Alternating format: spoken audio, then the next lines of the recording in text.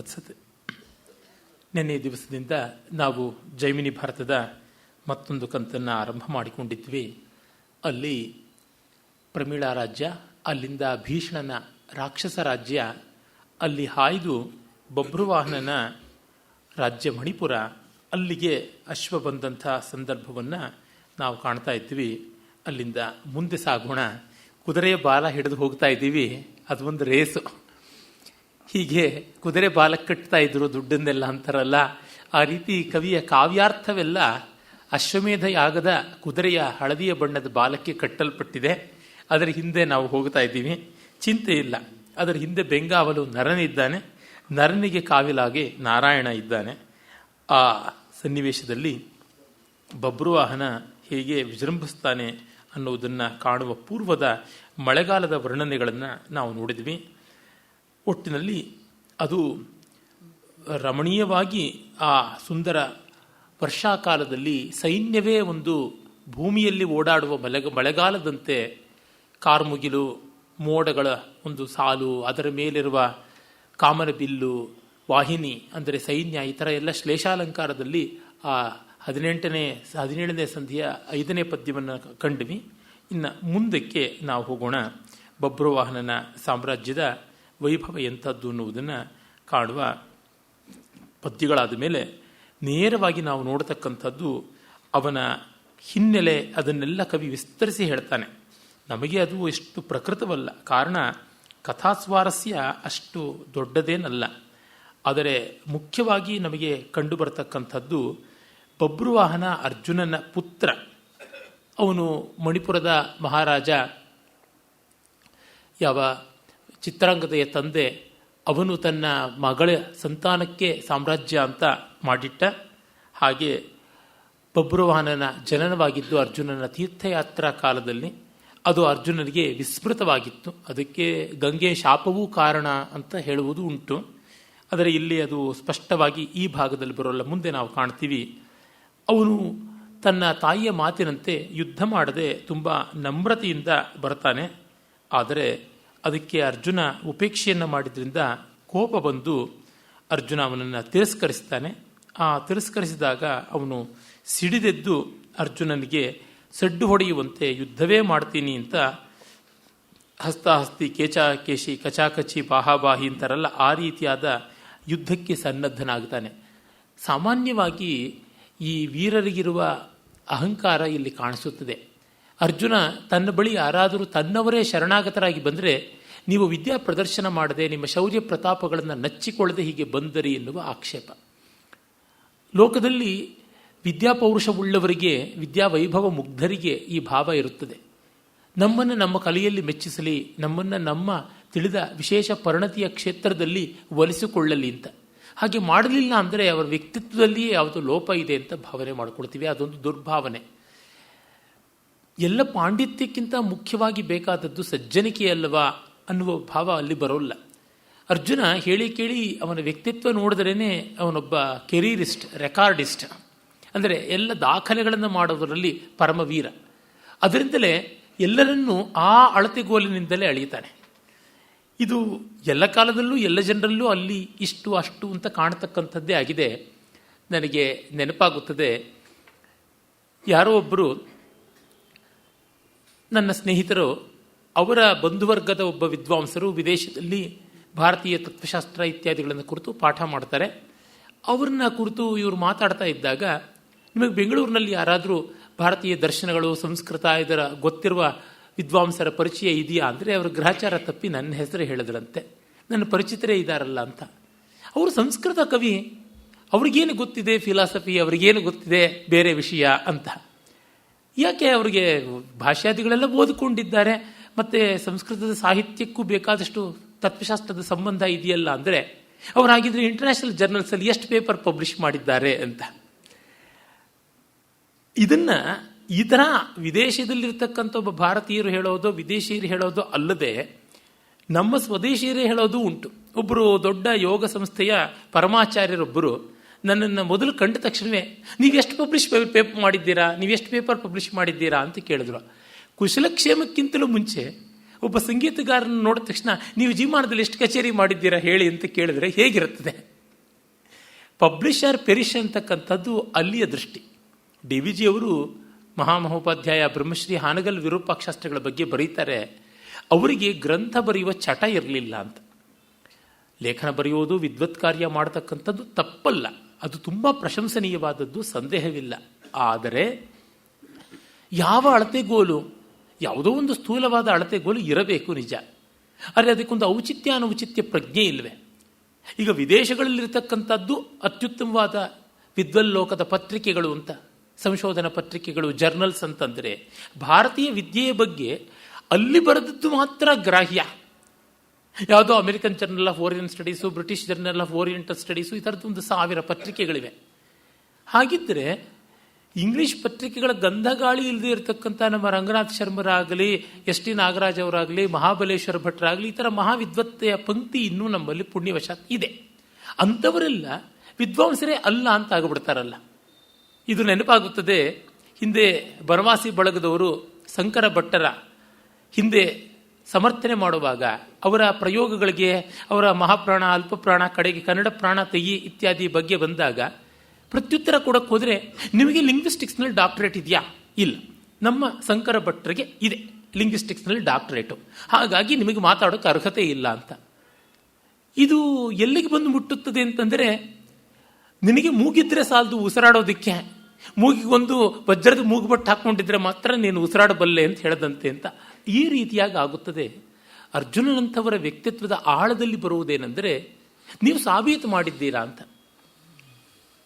ರಾಮಚಂದ್ರನಂಥವನಿಗೆ ಇದು ತಪ್ಪಲಿಲ್ಲ ಕೇಳುವುದು, ಹಾಗಾಗಿ ಅರ್ಜುನನ ದೂರಿ ಪ್ರಯೋಜನವಿಲ್ಲ. ಶ್ರೀರಾಮ ಸೀತೆಯ ಪಾತಿವ್ರತ್ಯ ಸಾಬೀತು ಮಾಡಬೇಕು ಅಂತ ಕೇಳಿದ, ಒಮ್ಮೆ ಮಾಡಿದಳು. 2ನೇ ಬಾರಿ ಕೇಳಿದ್ರೆ ಅಂಥ ಸಹನಶೀಲೆ ಸಾಕ್ಷಾತ್ ಕ್ಷಮಾದೇವಿಯ ಪುತ್ರಿ, ಅವಳು ಕೂಡ 2ನೇ ಬಾರಿ ಪರೀಕ್ಷೆಗೆ ನಾನು ಸಿದ್ಧ ಇಲ್ಲ ಅಂತ. ಸೀತೆ ರಾಮನ ಎದುರಿಗೆ ಅವಳು ಮಾಡಿದ ಪ್ರತಿಜ್ಞೆ ಎಷ್ಟು ಅಸಾಮಾನ್ಯವಾಗಿದೆ ಅಂದರೆ, ಅದೊಂದು ಮಹಾ ಅಲೌಕಿಕವಾದ ಸಾಹಿತ್ಯ ಚಮತ್ಕಾರ. ನಾನು ತುಂಬ ಪ್ರಾಮಾಣಿಕನಾಗಿದ್ದರೆ ನೀನು ಹೇಳುವ ಸಂಶೋಧನಾ ಪತ್ರಿಕೆಯಲ್ಲಿ ನಾನು ಲೇಖನ ಬರೆದಿಲ್ಲ ಅಂತ ಹೇಳದಂತೆ. ನಾನು ಮಹಾಪತಿವ್ರತಿ ಆದರೆ ನನ್ನ ಗಂಡನಿಂದ ದೂರ ಆಗಬೇಕು ಅಂತ. ಅಂದರೆ ನೋಡಿ ಯಾವ ರೀತಿಯಾದದ್ದು. ನನ್ನ ಪಾತಿವ್ರತ್ಯ ನಿನ್ನಿಂದ ದೂರವಾಗೋದ್ರೊಳಗಿದೆ ಅಂತಂದರೆ, ಪತಿಯಿಂದ ದೂರವಾದರೆ ಪಾತಿವ್ರತ್ಯವೆಲ್ಲಿ? ಪಾತಿವ್ರತ್ಯವೇ ಇರುವುದಾದರೆ ಪತಿಯಿಂದ ದೂರ ಯಾಕಾಗಬೇಕು? ಈ ಥರದ ಪ್ರಶ್ನೆಗಳು ಬಂದರೆ, ಮಾತಿಪ್ರಾಕ್ಷೀಹಿ ಅಂತ ಗಾರ್ಗಿಗೆ ಯಾಜ್ಞವಲ್ಕ್ಯರು ಕೊಟ್ಟ ದಬಾವಣೆಯ ಆಜ್ಞೆಯಂತೆ ಸೀತೆ ಕೂಡ ನೀನು ಹೆಚ್ಚು ಪರೀಕ್ಷೆ ಮಾಡಬಾರದು, ಯೋಗ್ಯತೆ ಗೊತ್ತೋ ಇಲ್ಲವೋ ಅಂತ. ಅಂದರೆ ಭೌತಿಕವಾಗಿ ಅಳೆಯುವಾಗ ಇವೆಲ್ಲ ಬೇಕಾದೀತೋ, ಏನೋ ಒಂದು ಪ್ರಮೋಷನ್ ಕೊಡಬೇಕಾದ್ರೆ, ಒಂದು ಇನ್ಕ್ರಿಮೆಂಟ್ ಕೊಡಬೇಕಾದ್ರೆ ಇವುಗಳನ್ನು ಅಳೆಯಬೇಕು. ಆದರೆ ಜ್ಞಾನ ಸಂಚಯಕ್ಕೆ ಇದನ್ನು ಅಳೆಯೋಕ್ಕೆ ಹೋದರೆ ಆ ಅನರ್ಥ ಎಲ್ಲಾದರೂ ಉಂಟೆ. ಇದಕ್ಕಿಂತ ದೊಡ್ಡ ಅಪರಾಧ ಇನ್ಯಾವುದೂ ಇಲ್ಲ. ಸ್ಪಿಕ್ಮೆಕೆ ಅಂತ ಒಂದು ಸಂಸ್ಥೆ, ಆ ಸಂಸ್ಥೆಯ ಕಾರ್ಯಕರ್ತರ ಜೊತೆಗೆ ನಾನು ಹಲವು ಬಾರಿ ತಗಾದೆ ಮಾಡಿದ್ದುಂಟು. ನಮ್ಮಲ್ಲಿ ಕಲಾವಿದರು ಕಚೇರಿ ಕೊಡಬೇಕು, ಸಂಗೀತಾದಿಗಳು ನೃತ್ಯಾದಿಗಳನ್ನು ನಿರೂಪಣೆ ಮಾಡಬೇಕು, ವಿದ್ಯಾರ್ಥಿಗಳ ಜೊತೆಗೆ ಹಂಚಿಕೊಳ್ಳಬೇಕು ಅಂದರೆ ಅವರಿಗೆ ಕೇಂದ್ರ ಸಂಗೀತ ನಾಟಕ ಅಕಾಡೆಮಿಯ ಪ್ರಶಸ್ತಿ ಇರಬೇಕು, ಇಲ್ಲ ಪದ್ಮಾದಿ ಪ್ರಶಸ್ತಿ ಇರಬೇಕು ಅಂತ. ಇದನ್ನು ನಾನು ಎಷ್ಟೋ ಬಾರಿ ಕೇಳಿದ್ದೆ, ಇಲ್ಲಿಯೇ ನನ್ನ ಸ್ನೇಹಿತರು ಇದ್ದಾರೆ. ಇದು ಒಂದು ತುಂಬ ಸ್ಥೂಲವಾದ ಚೌಕಟ್ಟಾಗಿಬಿಡುತ್ತದೆ. ಇದರ ಪರಿಯೋಗ ಬರದೇ ಇರತಕ್ಕಂಥ ಮಹಾಕಲಾವಿದರು ಇರ್ತಾರಲ್ವಾ ಅಂತ. ಹಾಗಾಗಿ ಈ ಅಳತೆಗೋಲನ್ನು ನಾವು ಯಾವುದೋ ಒಂದು ಸ್ಥಾನಮಾನ ಇತ್ಯಾದಿಗಳಿಗೆ ಮಾಡಬಹುದು. ವಿದ್ಯಾ ಸಂದರ್ಭದಲ್ಲಿ, ಜ್ಞಾನ ಸಂದರ್ಭದಲ್ಲಿ ಆಗುವಂಥದ್ದಲ್ಲ. ಆದರೆ ಅರ್ಜುನ ಬಂಧುವರ್ಗದ ಸಂಬಂಧದಲ್ಲಿಯೂ ಇಂಥದ್ದನ್ನು ನಿರೀಕ್ಷೆ ಮಾಡ್ತಾನೆ ಅಂದರೆ ತುಂಬ ತಪ್ಪಾಗುತ್ತದೆ.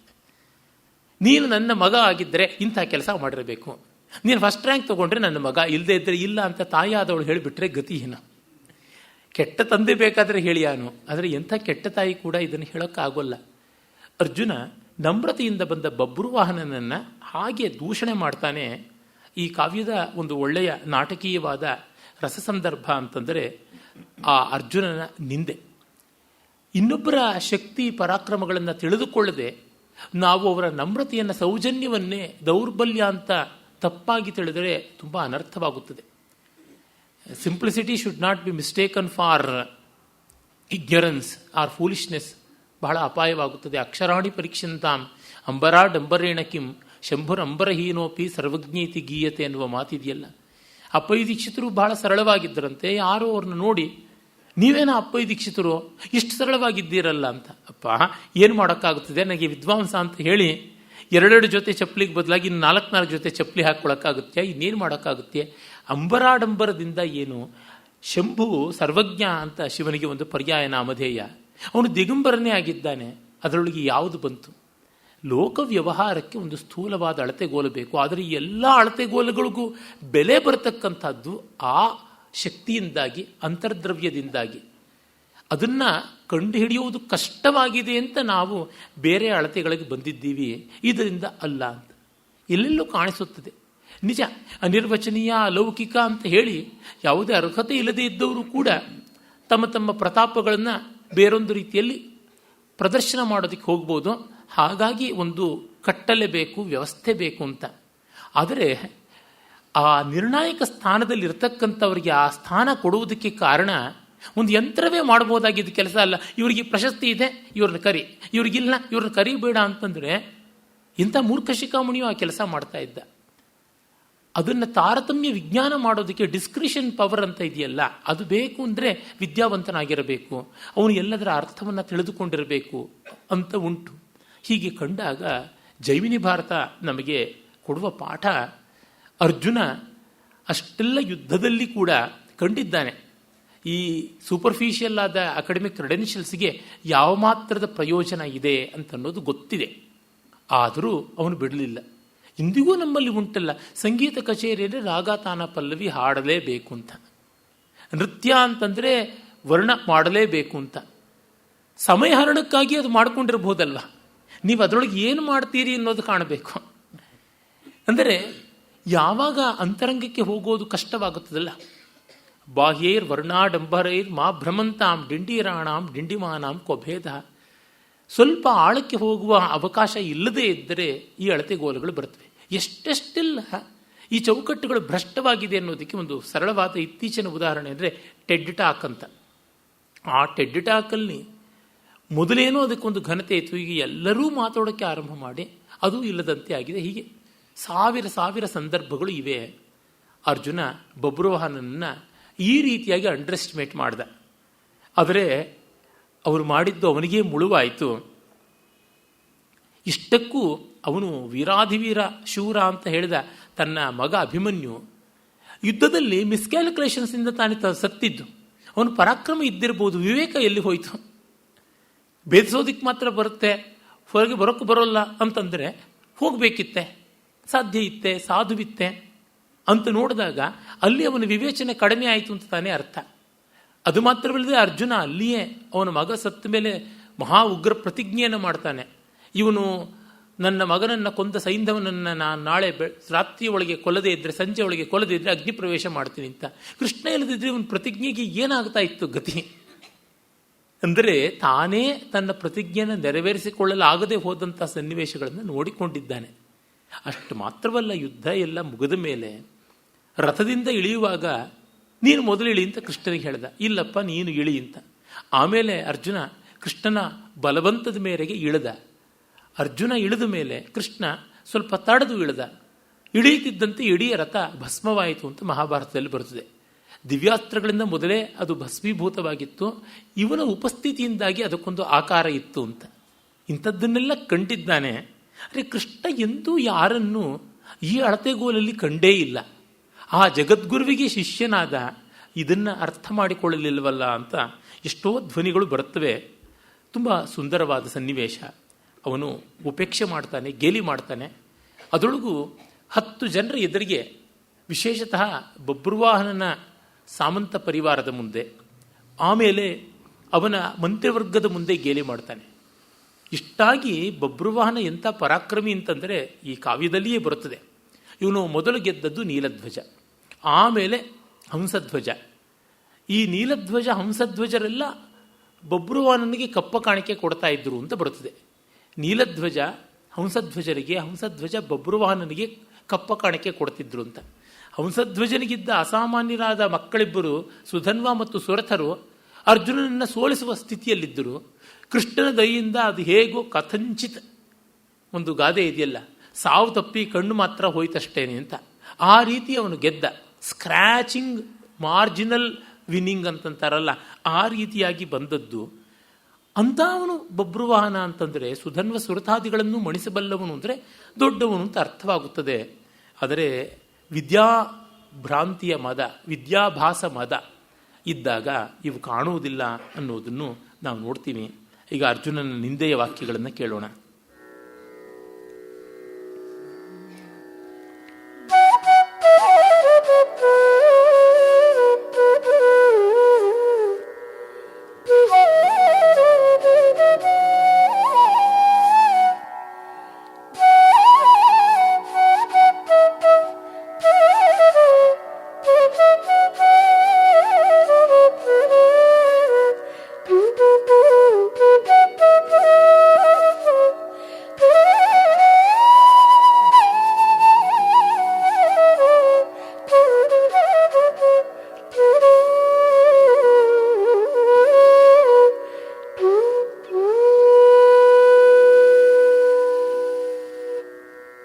ಚಿತ್ರಾಂಗದೆಗೆ ವೈಶ್ಯನಿಂದ ಸಂಭವಿಸಿದ್ದ ಪುತ್ರನಲ್ಲದೆ ತನಗೆ ಜನಿಸಿದೊಡೆ ಬಿಡುವೆಯ ಕ್ಷತ್ರಿಯರ ಮತಮಂ. ತನಗೆ ಜನಿಸಿದೊಡೆ ಬಿಡುವೆಯ ಕ್ಷತ್ರಿಯರ ಮತಮಂ. ಸುಭದ್ರೆಗೆನ್ನಿಂದುದಿಸಿದ ಅಭಿಮನ್ಯು ತಾನೊರುವನೇ ಶತ್ರುಗಳ ವಿಗಡ ಚಕ್ರವ್ಯೂಹದಲ್ಲಿಗೆ ಧರಿತ್ರೀಶನಂ ಮೀರಿ ನಡೆದು ಸಂಗ್ರಾಮದೊಳ್ ಅಮಿತ್ರ ಭಟರಂ ಗೆಲ್ದು ಅಳಿದನ್. ಅಭಿಮನ್ಯು ಶತ್ರುಗಳ ವಿಗಡ ಚಕ್ರವ್ಯೂಹದಲ್ಲಿಗೆ ಧರಿತ್ರೀಶನಂ ಮೀರಿ ನಡೆದು ಸಂಗ್ರಾಮದೊಳ್ ಅಮಿತ್ರ ಭಟರಂ ಗೆಲ್ದು ಅಳಿದನ್. ಆತನಲ್ಲದೆ ಆತ್ಮಜರುಂಟೆ ತನಗೆ, ಆತನಲ್ಲದೆ ಆತ್ಮಜರುಂಟೆ ತನಗೆ ಎಂದನು.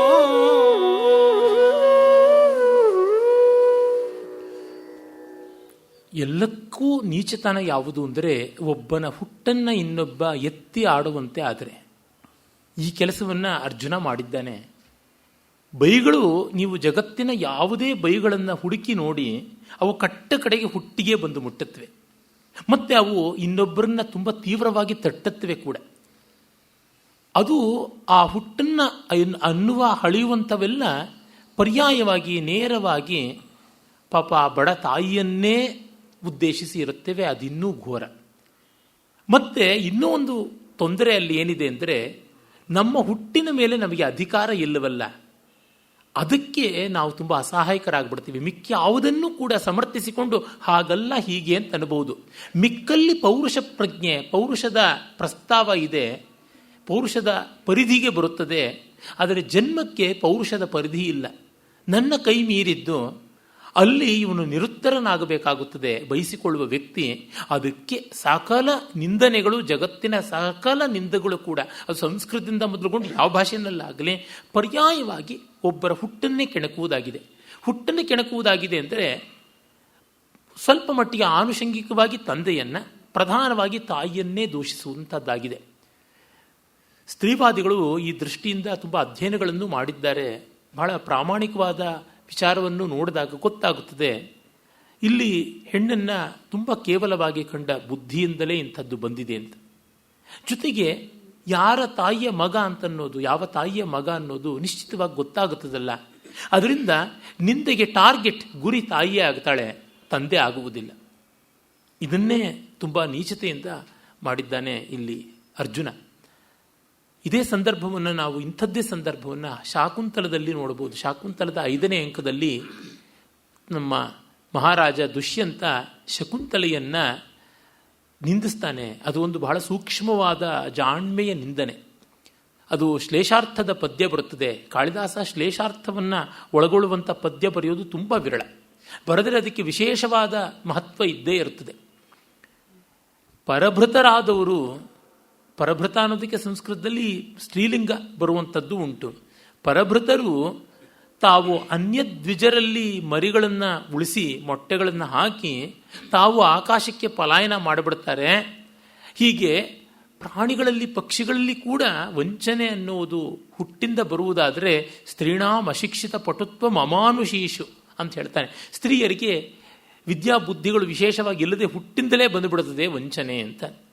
ಇಲ್ಲಿ ಪರಭೃತ ಅನ್ನುವಲ್ಲಿ ಕೋಗಿಲೆ, ದ್ವಿಜ ಅನ್ಯ ದ್ವಿಜ ಅಂತನ್ನುವಲ್ಲಿ ಕಾಗೆ ಅಂತ. ದ್ವಿಜ ಅಂದರೆ 2 ಬಾರಿ ಹುಟ್ಟಿದ್ದು, ಒಂದು ಮೊಟ್ಟೆಯಿಂದ ಒಂದು ಮೊಟ್ಟೆ ಒಡೆದು ಮರಿಯಾಗಿ ಬರುವಲ್ಲಿ, ಹೀಗೆ 2 ಹಂತದಲ್ಲಿ ಪಕ್ಷಿಗಳು ಹುಟ್ಟುತ್ತವೆ ಅಂತ ಪಕ್ಷಿಗಳಿಗೆ ದ್ವಿಜರು ಅಂತ ಕರಿತೀವಿ. ಅಲ್ಲಿ ಮತ್ತೆ ಪರಭೃತ ಅಂದರೆ ಕಾಗೆಯ ಗೂಡಿನಲ್ಲಿ ಮೊಟ್ಟೆಯನ್ನಿಟ್ಟು ಬೆಳೆಸುವ ಮೂಲಕವಾಗಿ ಬೆಳೆದ ಕೋಗಿಲೆ ಅಂತ ಒಂದು ಅರ್ಥ. ಜೊತೆಗೆ ಪರಭೃತ ಅಂತಂದರೆ 10 ಜನರಿಂದ ಹೊಟ್ಟೆ ಹೊರ್ಕೊಳ್ತಕ್ಕಂಥವರು ಸಾಧಾರಣ ಸ್ತ್ರೀ, ಅಂದರೆ ವಾರಾಂಗನೆ ವೇಶ್ಯೆ ಅಂತ ಅರ್ಥ. ಅನ್ಯದ್ವಿಜ ಅಂದರೆ ಅಲ್ಲಿ ಬೇರೆಯ ಬ್ರಾಹ್ಮಣ ಕಣ್ವ ಅನ್ನುವ ಅರ್ಥ. ಪರಭೃತ ಅಂತಂದರೆ ಮೇನಕೆ. ದುಷ್ಯಂತ ಶಕುಂತಲೆಯ ಹುಟ್ಟಿನ ಬಗ್ಗೆ ಕೇಳಿ ತಿಳ್ಕೊಂಡಿದ್ದ ಮೊದಲನೇ ಅಂಕದಲ್ಲಿಯೇ ಬರುತ್ತದೆ, ವಿಶ್ವಾಮಿತ್ರ ಮೇನಕೆಯರ ಮಗಳು ಅಂತ.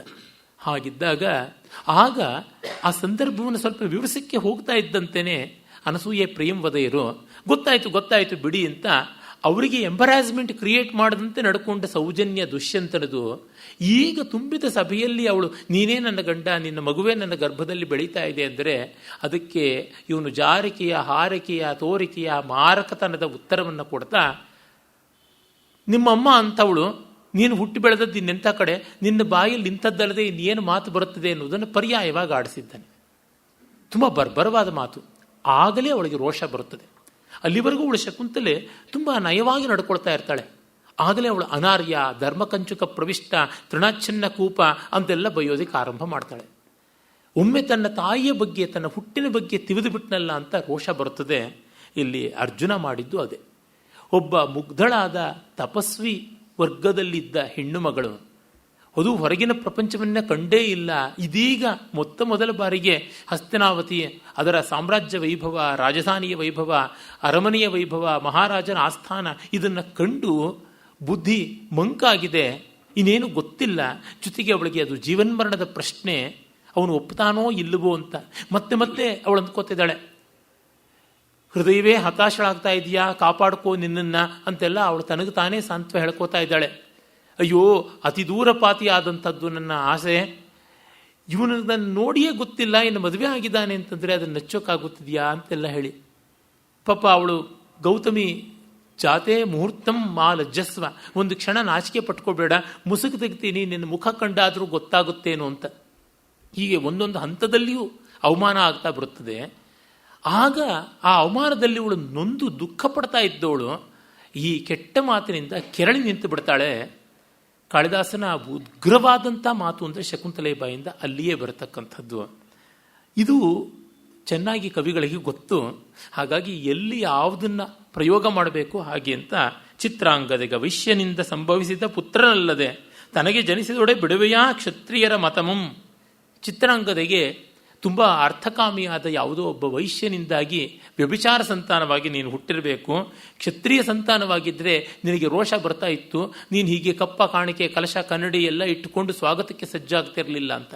ವಸ್ತುತಃ ಬಬ್ರುವಾಹನ ಕುದುರೆಯನ್ನು ಕಟ್ಟುವುದು ಬಿಟ್ಟವನಿಗೆ ಬೇರೆ ಏನು ಜೈಕಾರ ಹಾಕಬೇಕು, ದಾಸಾನುದಾಸಿ ವೃತ್ತಿಯನ್ನು ಹೊಂದಬೇಕು ಅಂತೇನು ಇರಲಿಲ್ಲ. ಆದರೆ ಅವನ ತಾಯಿ, ಅವನ ಮಂತ್ರಿಗಳು ಇವರೆಲ್ಲರೂ ಕೂಡ ಅರ್ಜುನನೇ ತಂದೆ ಅವನ ಅಶ್ವವನ್ನು ಕಟ್ಟಬಾರದು ಅಂತ ಅಂದಿದ್ದಕ್ಕೆ ಅವನು ಬಂದಿದ್ದಾನೆ. ಸುಬುದ್ಧಿ ಅಂತ ಅವನ ಮಂತ್ರಿ ಅದನ್ನು ಎಚ್ಚರವನ್ನೆಲ್ಲ ಕೊಟ್ಟಿದ್ದು. ಆದರೆ ಇವನಿಗೆ ಅದೆಲ್ಲ ಲೆಕ್ಕಕ್ಕೆ ಬಂದಿಲ್ಲ. Over reaction and wrong reactions ಎಲ್ಲವೂ ಆಗಿದೆ. ಸುಭದ್ರೆಗೆ ಎನ್ನಿಂದುದಿಸಿದ ಅಭಿಮನ್ಯು ತಾನೋರ್ವನೇ ಶತ್ರುಗಳ ವ್ಯೂಹದಲ್ಲಿಗೆ ವಿಗಡ ಚಕ್ರವ್ಯೂಹದಲ್ಲಿಗೆ ಧರಿತ್ರೀಶನಂ ಮೀರಿ ನಡೆದು ಸಂಗ್ರಾಮದೊಳ್ ಅಮಿತ್ರ ಭಟರಂ ಗೆಲ್ದು ಅಳಿದನ್ ಆತನಲ್ಲದೆ ಆತ್ಮಜರುಂಟೆ ತನಗೆ ಅಂತ. ಅವನೊಬ್ಬನೇ ಮಗ ಅಂತ, ಸತ್ತವನ ಮಗ ಬದುಕದವನು ಮಗನಲ್ಲ ಅಂತಂತಾನೆ. ಆಮೇಲೆ ಇನ್ನೂ ಆಕ್ಷೇಪವನ್ನು ಮಾಡ್ತಾನೆ. ಆ ಆಕ್ಷೇಪದ ಪದ್ಯವನ್ನು ಕೇಳೋಣ.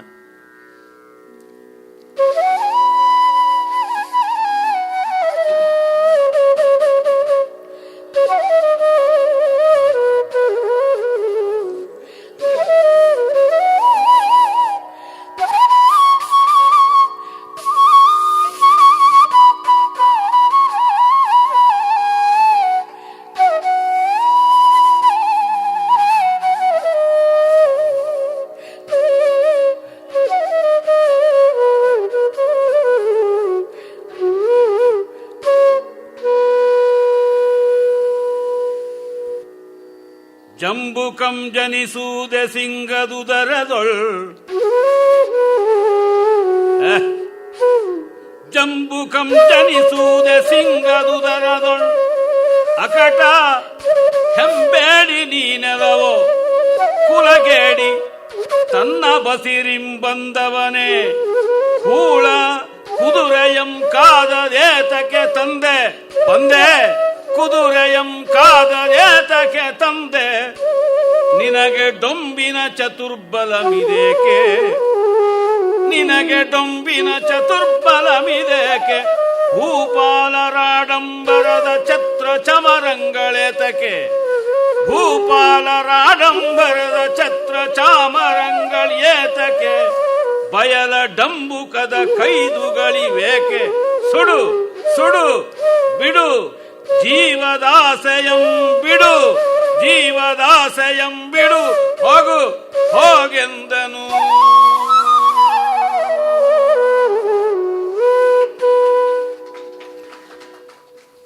ಇಂಥ ಸಂದರ್ಭಗಳಿಗಾಗಿಯೇ ಈ ರಾಗ ಇರುವುದು ಅಂತ ಅನಿಸುತ್ತದೆ. ಜಂಬುಕಂ ಜನಿಸುವುದೇ ಸಿಂಹದ ಉದರದುಳ್ ಲೋಕೋಕ್ತಿಯೇ ಇದು ಪ್ರಸಿದ್ಧ. ಸಿಂಹದ ಹೊಟ್ಟೆನಲ್ಲಿ ನರಿ ಹುಟ್ಟುತ್ತದ, ಅಕಟ ಹೆಂಬೇಡಿ ನೀನು ಹೇಡಿ ಅಂತ. ಆ ಹೆಂಬೇಡಿ ಅನ್ನೋದ್ರೊಳಗೆ ಹೆಣ್ಣು ಹೇಡಿ ಅಂತ ಎರಡು ಶಬ್ದಗಳು ಸೇರಿವೆ. ಅಲ್ಲಿ ಮತ್ತೆ ಹೆಣ್ಣಿಗೆ ತಿವಿತಾ ಉಂಟು. ನೀನೆಲ್ಲವೋ ಕುಲಗೇಡಿ ತನ್ನ ಬಸಿರಿಂ ಬಂದವನೇ ಕೂಳ ಕುದುರೆಯಂ ಕಾದದೆ ಏತ ಕೈತಂದೆ ಪಂದೆ ಅಂದರೆ ಮತ್ತೆ ಹೇಡಿ. ಆ ಹೇಡಿ ಶಬ್ದಗಳನ್ನು ಬಗೆ ಬಗೆಯಾಗಿ ಬಳಸ್ತಾ ಇದ್ದಾನೆ.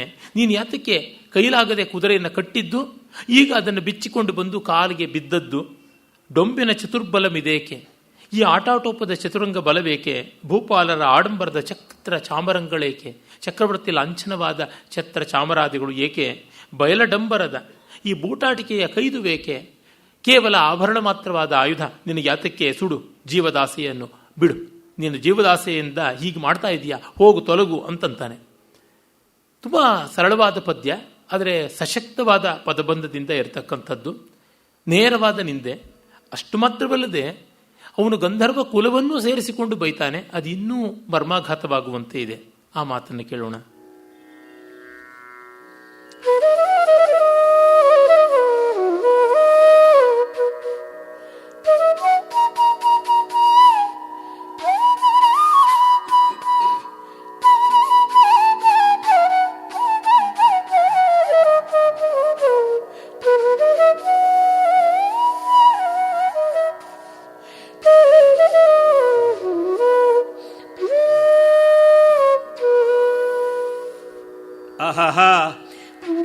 ನರ್ತಕಿಯರ ಗಂಧರ್ವ ನಾಯಕನ ದುಹಿತೃವಲ್ಲ ನಿನ್ನ ಮಾತೆ ಚಿತ್ರಾಂಗದೆಯೇ. ವಿಹಿತ ಮಲ್ಲಿದು ನಿನಗೆ ಭೂಮಿ ಪರವೇಶಮಂ ತಳೆದ ನಾಟಕದ ರಚನೆ. ಅಹಹ ನರ್ತಕಿಯರ ಗಂಧರ್ವ ನಾಯಕನ ದುಹಿತೃವಲ್ಲ ನಿನ್ನ ಮಾತೆ ಚಿತ್ರಾಂಗದೆಯೇ. ವಿಹಿತ ಮಲ್ಲಿದು ನಿನಗೆ ಭೂಮಿ ಪರವೇಶಮಂ ತಳೆದ ನಾಟಕದ ರಚನೆ. ಬಹಳ ಪೌರುಷ ಮಾದುದಿಂದು ಬಹಳ ಪೌರುಷ ಮಾದುದಿಂದು ಹಯಮಂ ತಡೆದ ರಹಣಿ ರಾಯರ ಮುಂದೆ ಹೋಗೆಂದು ದುಷ್ಕೃತಿಯ ಕುಹಕದಿಂ ಬೈದು ಭಂಗಿಸಿ ಜರೆದು ಆತ್ಮಜಂ ಅರ್ಜುನನು ಕೋಪದಿಂದ. ಬಹಳ ಪೌರುಷವಾದುದಿಂದು ಅಯಮಂ ತಡೆದ ರಗಣಿ ರಾಯರ ಮುಂದೆ ಹೋಗೆಂದು ದುಷ್ಕೃತಿಯ ಕುಹಕದಿಂ ಬೈದು ಭಂಗಿಸಿ ಜರೆದನ್ ಆತ್ಮಜನನ್ ಅರ್ಜುನನು ಕೋಪದಿಂದ.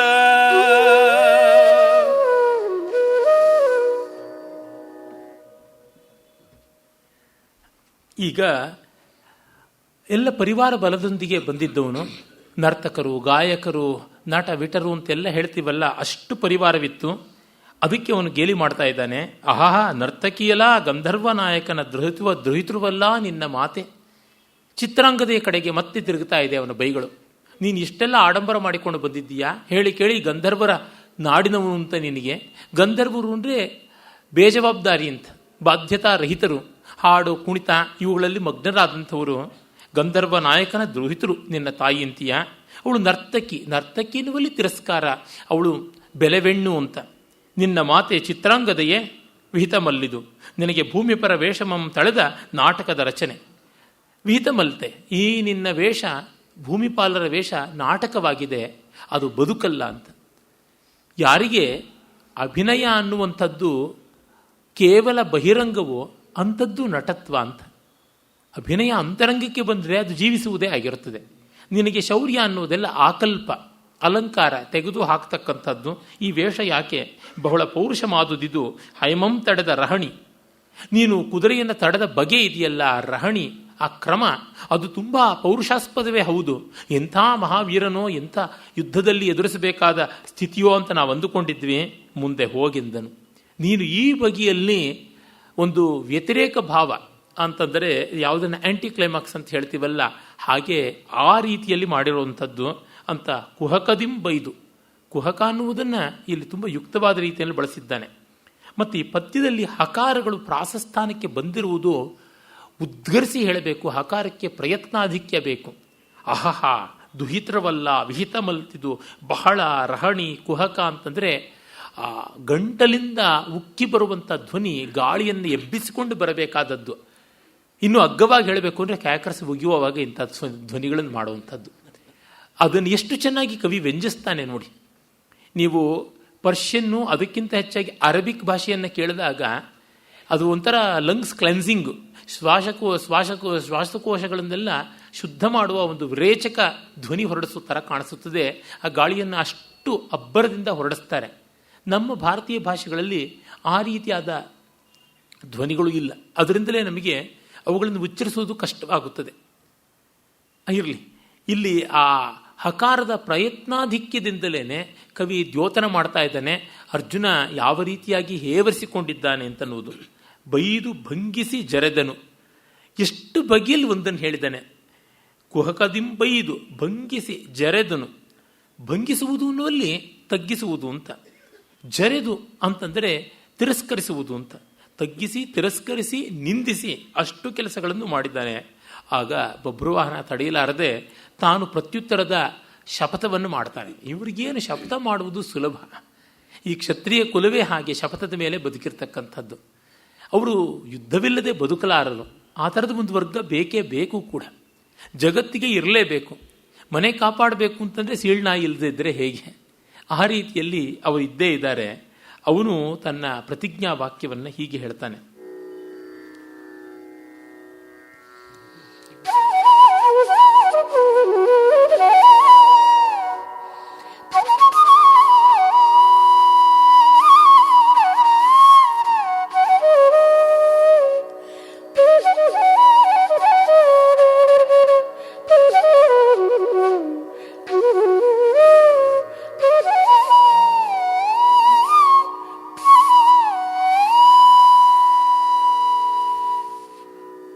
ನುಡಿಗಳಿಂ ತನ್ನ ಮೊಗ ನೋಡದೆ ಅರ್ಜುನಂ ಜರೆದೊಡೆ.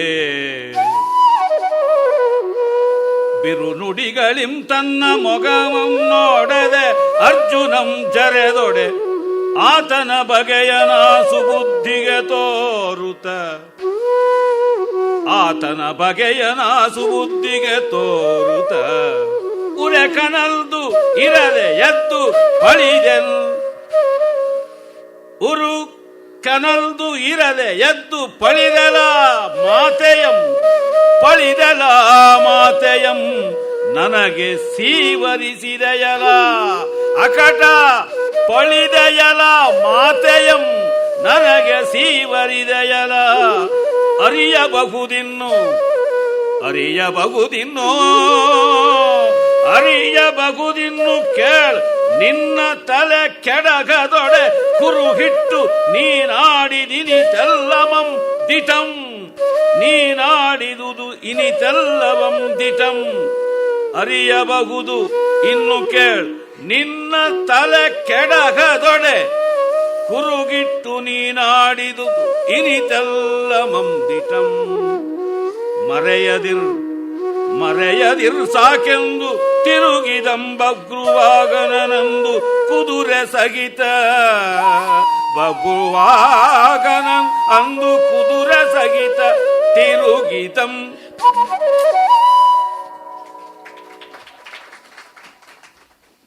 ಅರ್ಜುನನಿಗೊಬ್ಬನಿಗೆ ಕಠೋರವಾದ ಮಾತುಗಳನ್ನು ಆಡುವ ಶಕ್ತಿ ಅಂತ ಅಲ್ಲ, ಬೇರೆಯವರಿಗೂ ಇರ್ತದೆ. ಈಚೆಗೆ ಒಂದು ಸನ್ನಿವೇಶವಾಯಿತು. ಒಬ್ಬ ಸ್ನೇಹಿತರು ನನಗೆ ಪರಿಚಿತರಾದವರು, ಬಹಳ ಒಳ್ಳೆಯ ವಿದ್ವಾಂಸರು, ತಿಳುವಳಿಕೆ ಉಳ್ಳವರು ಎಲ್ಲ ಹೌದು. ಆದರೆ ಅವರ ಮಾತುಗಳು ತುಂಬ ಸತ್ಯವಾದಷ್ಟು ಅದು ಬಹಳ ನೇರವಾಗಿ ಮುಚ್ಚು ಮರೆ ಇಲ್ಲದೆ, ಆದರೆ ರೊಚ್ಚು ಕಷಾಯ ಇಲ್ಲದೆ ತೀವ್ರತೆಯಿಂದ ಬರುತ್ತದೆ. ತೀವ್ರತೆ ತುಂಬ ಇರುತ್ತದೆ. ಆ ಮಾತಿನ ಅಲುಗು ಬಹಳ ಹರಿತ, ಆದರೆ ಅದು ವಿಷಲಿಪ್ತವಾದದ್ದಲ್ಲ. ಮತ್ತೆ ಆ ಮಾತು ನ್ಯಾಯದ ಪರಿಧಿಯಿಂದ ಚಲಿಸುವುದೇ ಇಲ್ಲ. ಧರ್ಮಯುದ್ಧವೇ ಮಾಡೋದು, ಅಧರ್ಮ ಲೇಷವೂ ಇಲ್ಲ. ಆಯುಧವೂ ಅಷ್ಟೇ ವಿಷಕ್ತವಲ್ಲ, ಆದರೆ ಅದು ಆಯುಧ. ಅದು ಭಯಂಕರವಾದ ತೀವ್ರ ಆಯುಧ, ನಿಶಿತಾಯುಧ, ನಿಸ್ತ್ರಿಂಶ. ಅದು ಆ ರೀತಿಯಾದ ಮಾತು. ನಾನೇ ಕಠೋರ, ನಾನೇ ಒರಟು, ನಾನೇ ರೂಕ್ಷ ಅಂದರೆ ನನಗೇ ರೂಕ್ಷತೆ ಅಂತ ಅನಿಸೋ ಮಟ್ಟದ್ದು. ಇವೆಲ್ಲ ತರತಮ ಭಾವಗಳಿಂದ ಗೊತ್ತಾಗತಕ್ಕಂಥದ್ದು. ಯಾವ ಹೋಟ್ಲಲ್ಲಿ ಕಾಫಿ ಸ್ಟ್ರಾಂಗು, ಯಾರ ಮನೆಯಲ್ಲಿ ಖಾರ ಜಾಸ್ತಿ, ಇವೆಲ್ಲ ಕೈ ತೂಕ ಬಾಯಿ ಬಣ್ಣದಿಂದ ಬರತಕ್ಕಂಥದ್ದು. ಅವರಿಗೆ ಇನ್ಯಾರು ವಿದ್ವಾಂಸರ ಜೊತೆಗೆ ಯಾವುದೋ ಶಾಸ್ತ್ರ ವಿಷಯದಲ್ಲಿ ಚರ್ಚೆ ಬಂತು. ಆ ವಿದ್ವಾಂಸರು ಇವರಿಗೆ ತುಂಬ ಅನುದಾರವಾದ ಒಂದು ಆಕ್ಷೇಪವನ್ನು ಮಾಡಿದ್ರು. ಅದು ಅಸತ್ಯವೂ ಹೌದು, ಅನುದಾರವೂ ಹೌದು. ಇವರಿಗೆ ಬೇಸರವಾಯಿತು. ಆಗ ಸಮಾಧಾನವನ್ನು, ದೊಡ್ಡ ನಿರೀಕ್ಷೆಯೂ ಇರಲಿಲ್ಲ ಸಮಾಧಾನದ್ದು. ಆ ಸಂದರ್ಭದಲ್ಲಿ ನನಗೆ ಬಂದ ಮಾತು ಅದೇನೆ, ನಾವು ಕಟುವಾಗಿ ಹೇಳುವುದನ್ನು ಅಭ್ಯಾಸ ಮಾಡಿಕೊಂಡ್ರೆ ಅದು ಸತ್ಯಕ್ಕೆ ಇರಬಹುದು, ಅಸತ್ಯಕ್ಕೆ ಇರಬಹುದು. ಕಟುವಾದ ಪ್ರತಿಕ್ರಿಯೆಯನ್ನಂತೂ ನಿರೀಕ್ಷೆ ಮಾಡಬೇಕಾಗುತ್ತದೆ. You should be ready. ಅದು ಬಿಟ್ಟು ಬೇರೆ ದಾರಿ ಇಲ್ಲವೇ ಇಲ್ಲ. ಮೃದು ಮಾತುಗಳನ್ನು ಹೇಳಿದ್ರೇನೆ, ಮೃದುವಾಗಿ ವರ್ತಿಸಿದ್ರೇನೆ ಅದೇ ರೀತಿಯ ಸ್ಪಂದನ ಬರುತ್ತದೆ ಎನ್ನುವ ಖಾತರಿ ಇಲ್ಲ. ಇನ್ನು ಒರಟಾದ ಮಾತುಗಳನ್ನು ಆಡಿದ್ರೆ ಆ ರೀತಿಯಾದ ಸಂಭವ ಅಲ್ಲದೆ ಇನ್ನು ಬೇರೆ ಹೇಗೆ? ಕಠೋರವಾದ ಪ್ರತಿಕ್ರಿಯೆ ಅಲ್ಲದೆ ಮತ್ತಾವುದಿರೋದಕ್ಕೆ ಸಾಧ್ಯ? ಅದರಿಂದಲೇ ಪ್ರಿಯವಾಕ್ಯ ಪ್ರಧಾನೇನ ಸರ್ವೇ ತುಷ್ಯಂತಿ ಜಂತವಃ ತಸ್ಮಾತ್ ತದೇವ ವಕ್ತವ್ಯಂ ವಚನೇ ಕಾ ದರಿದ್ರತಾ ಅಂತ ಬಂತು ಸುಭಾಷಿತ. ಒಳ್ಳೆ ಮಾತನ್ನು ಹೇಳಬೇಕು. ಮನುವೂ ಹೇಳ್ತಾನೆ ಭದ್ರಂ ಭದ್ರಂ ಇತಿ ಬ್ರೂಯಾತ್ ಅಂತ. ಎಲ್ಲ ಕಷ್ಟ ಇದೆ. ಆದರೆ ನಮ್ಮ ಕಡೆಯಲ್ಲಿ ಸತ್ಯ ಇದೆ ಎಂದಾಗ ನಮ್ಮ ಮಾತಿಗೆ ಒಂದು ಪಾರುಷ್ಯ ಬರುತ್ತದೆ. ಸತ್ಯವೂ ಇಲ್ಲದೆ ಪಾರುಷ್ಯವೂ ಇದ್ದರೆ ಎಷ್ಟು ಕಷ್ಟ. ಆ ರೀತಿಯಾದ ಸಂಘರ್ಷ ನಡೆದದ್ದು. ಆದರೂ ಕಟುವಾದ ಮಾತುಗಳನ್ನು ಹೇಳೋರು ಕಟುತರವಾದ ಮಾತುಗಳಿಗೆ ಸಿದ್ಧ ಇರಬೇಕು, ಜೀರ್ಣಿಸಿಕೊಳ್ಳಲೇಬೇಕು, ಬೇರೆ ದಾರಿಯೇ ಇಲ್ಲ. ಅರ್ಜುನ ಈ ಥರ ಅಂದಿದ್ದಕ್ಕೆ ಪ್ರತಿಕ್ರಿಯೆಯ ಮಾತುಗಳನ್ನು ಬಬ್ರುವಾಹನನು ಆಡ್ತಾನೆ. ಬಿರುನುಡಿಗಳಿಂ ತನ್ನ ಮಗನೋಡದ ಅರ್ಜುನಂ ಜರದೊಡೆ ಆತನು ಆ ಬಗೆಯನು ಆ ಸುಬುದ್ಧಿಗೆ ತೋರುತ್ತ ಉರೆ ಕನಲ್ತು ಅಲ್ಲಿರದೆ ಎದ್ದು ಪಳಿದನ್ ಎಲ ಮಾತೆಯಂ ನನಗೆ ಸೇವರಿಸಿದೆಯಲ್ಲ. ನನ್ನ ತಾಯಿಯನ್ನು ನೀನು ಬೈದಿಯಲ್ಲ. ಈ ತಾಯಿಯನ್ನು ಕುರಿತು ಹಳೆದಾಗ ತುಂಬ ರೋಷ ಬರುವುದಕ್ಕೆ ಮೊದಲೇ ತಿಳಿಸಿದ್ದೀನಲ್ಲ ಕಾರಣಗಳು. ಹಾಗಾಗಿ ಅರಿಯಬಹುದಿನ್ನು ಕೇಳಿ ನಿನ್ನ ತಲೆಗೆಡಹದೊಡೆ ಕುರುಹಿಟ್ಟು ನೀನಾಡಿತಂತೆಲ್ಲವಂ ದಿಟಂ ಮರೆಯದಿರ್. ನಿನ್ನ ತಲೆ ಕತ್ತರಿಸದೇ ಇದ್ರೆ ನೀನು ಆಡಿದ ಮಾತಷ್ಟು ಸತ್ಯ. ಯಾವ ಗಂಟಲಿಂದ ಇಷ್ಟು ಮಾತುಗಳು ಹೊರಬಂದವೋ ಆ ಗಂಟಲನ್ನೇ ಕತ್ತರಿಸ್ತೀನಿ, ಆಗ ಇದು ನಿನ್ನ ಗತಿ ಎಂಥದ್ದು ಅಂತ ಗೊತ್ತಾಗುತ್ತದೆ. ಹಾಗಾಗದೇ ಇದ್ದರೆ ನೀನು ಹೇಳಿದ ಅಷ್ಟು ಮಾತು ಸತ್ಯ ಅಂತ. ಸೀತೆ ರಾಮನಿಗೆ ಹೇಳಿದಂತೆಯೇ ಇದು ಕೂಡ. ನಾನು ನಿನ್ನ ಮಗನಾಗಿದ್ದಲ್ಲಿ ನಾನು ನಿನ್ನನ್ನು ಉಳಿಸುವುದಿಲ್ಲ. ನಾನು ನಿನ್ನ ಮಗನೇ ಆಗಿದ್ದಲ್ಲಿ ನೀನು ನನ್ನ ತಂದೆಯಾಗಿ ಉಳಿಯಬಾರದು, ಭೌತಿಕವಾಗಿ ಉಳಿಯಬಾರದು ಅಂತ ಅನ್ನುವುದು. ನಾನು ನಿನ್ನ ಹೆಂಡತಿಯಾಗಿದ್ದಲ್ಲಿ ನಾನು ನಿನ್ನಿಂದ ದೂರ ಆಗಬೇಕು ಅಂತ ಸೀತೆ ಕೇಳಿದಂತೆಯೇ ಇದೆ. ಒಳ್ಳೆ ಮಾರ್ಮಿಕವಾದ ಸವಾಲುಗಳು. ತುಂಬ ತೀವ್ರಕ್ಕೆ ಹೋದಾಗ ಇಂಥ ಉತ್ತರಗಳು ಅನಿವಾರ್ಯವಾದದ್ದೇ ಹೌದು. ಅದರಲ್ಲಿಯೂ ಹಿರಿಯ ತಲೆಮಾರು, ಎಲ್ಡರ್ಲಿ ಜನರೇಷನ್ ಅಂತ ಯಾವುದಿದೆ, ಸೀನಿಯರ್ ಸಿಟಿಸನ್ಸ್ ಅಂತ ಯಾರಿದ್ದಾರೆ, ಎಲ್ಲರೂ ಕೂಡ ಚಿಕ್ಕ ವಯಸ್ಸಿನವರ ಮೇಲೆ ಪ್ರೀತಿ ವಿಶ್ವಾಸಗಳನ್ನು, ಸಹಾನುಭೂತಿಯನ್ನು ಮಾತ್ರವಲ್ಲ ಅವ್ರ ಹತ್ರ ಶೈಷ್ಯೋಪಾಧ್ಯಾಯಿಕ ಭಾವದಿಂದ ಇರಬೇಕು. ಅಲ್ಲಮಪ್ರಭು ಹೇಳದಂತೆ ಕಲಿಯುಗದಲ್ಲಿ ಗುರುವೇ ಶಿಷ್ಯನಿಗೆ ಕೈ ಮುಗಿದು ಅಯ್ಯ ಹೇಳಿಕೊಡು ಅಂತ ಕೇಳದಂತೆ ಇರಬೇಕು. ಚಿಕ್ಕ ವಯಸ್ಸಿನವರಿಂದ ಕಲಿಯುವ ಭಾವ ಇಲ್ಲದೆ ಇದ್ದರೆ ತುಂಬ ಕಷ್ಟವಾಗುತ್ತದೆ. ಆ ರೀತಿಯಾದ ಮೇಧಾವಿಗಳು ಇದ್ದೇ ಇರ್ತಾರೆ ಚಿಕ್ಕ ವಯಸ್ಸಿನಲ್ಲಿ, ಸಂದೇಹವೇ ಇಲ್ಲ. ವಯಸ್ಸಿನ ಹಿರಿಮೆಯಿಂದ ಎಲ್ಲವನ್ನೂ ದಕ್ಕಿಸಿಕೊಂಡು ಬಿಡ್ತೀವಿ ಅನ್ನೋದು ಮಾತ್ರ ತುಂಬ ಕಷ್ಟ. ಅದರೊಳಗೂ ಸ್ಥಾನಮಾನಗಳ ಹೆಮ್ಮೆ ಬಂದರೆ ಇನ್ನೂ ಕಷ್ಟವಾಗುತ್ತದೆ. ಅದನ್ನು ನಾವಿಲ್ಲಿ ಕಾಣ್ತಾ ಇದ್ದೀವಿ. ಒಡನೆ ಅವನು ತೆಗೆಸಿದಂ ತಂದ ಕೆಳ ವಸ್ತುವಂ ಕುದುರೆಯಂ ಬಿಗಿಸಿದಂ ಲಾಯದೊಳ್. ಎಲ್ಲ ವಸ್ತುವಂ ತೆಗೆಸಿದಂ, ಕುದುರೆಯಂ ಬಿಗಿಸಿದಂ ಲಾಯದೋಳು ಪುರಜನ ಸ್ತ್ರೀಯರಂ ಪೊಗಿಸಿದಂ ಪಟ್ಟಣಕ್ಕೆ. ಆ ಊರಿನ ಜನರನ್ನೆಲ್ಲ ಪಟ್ಟಣಕ್ಕೆ ಸೇರಿಸ್ತಾನೆ.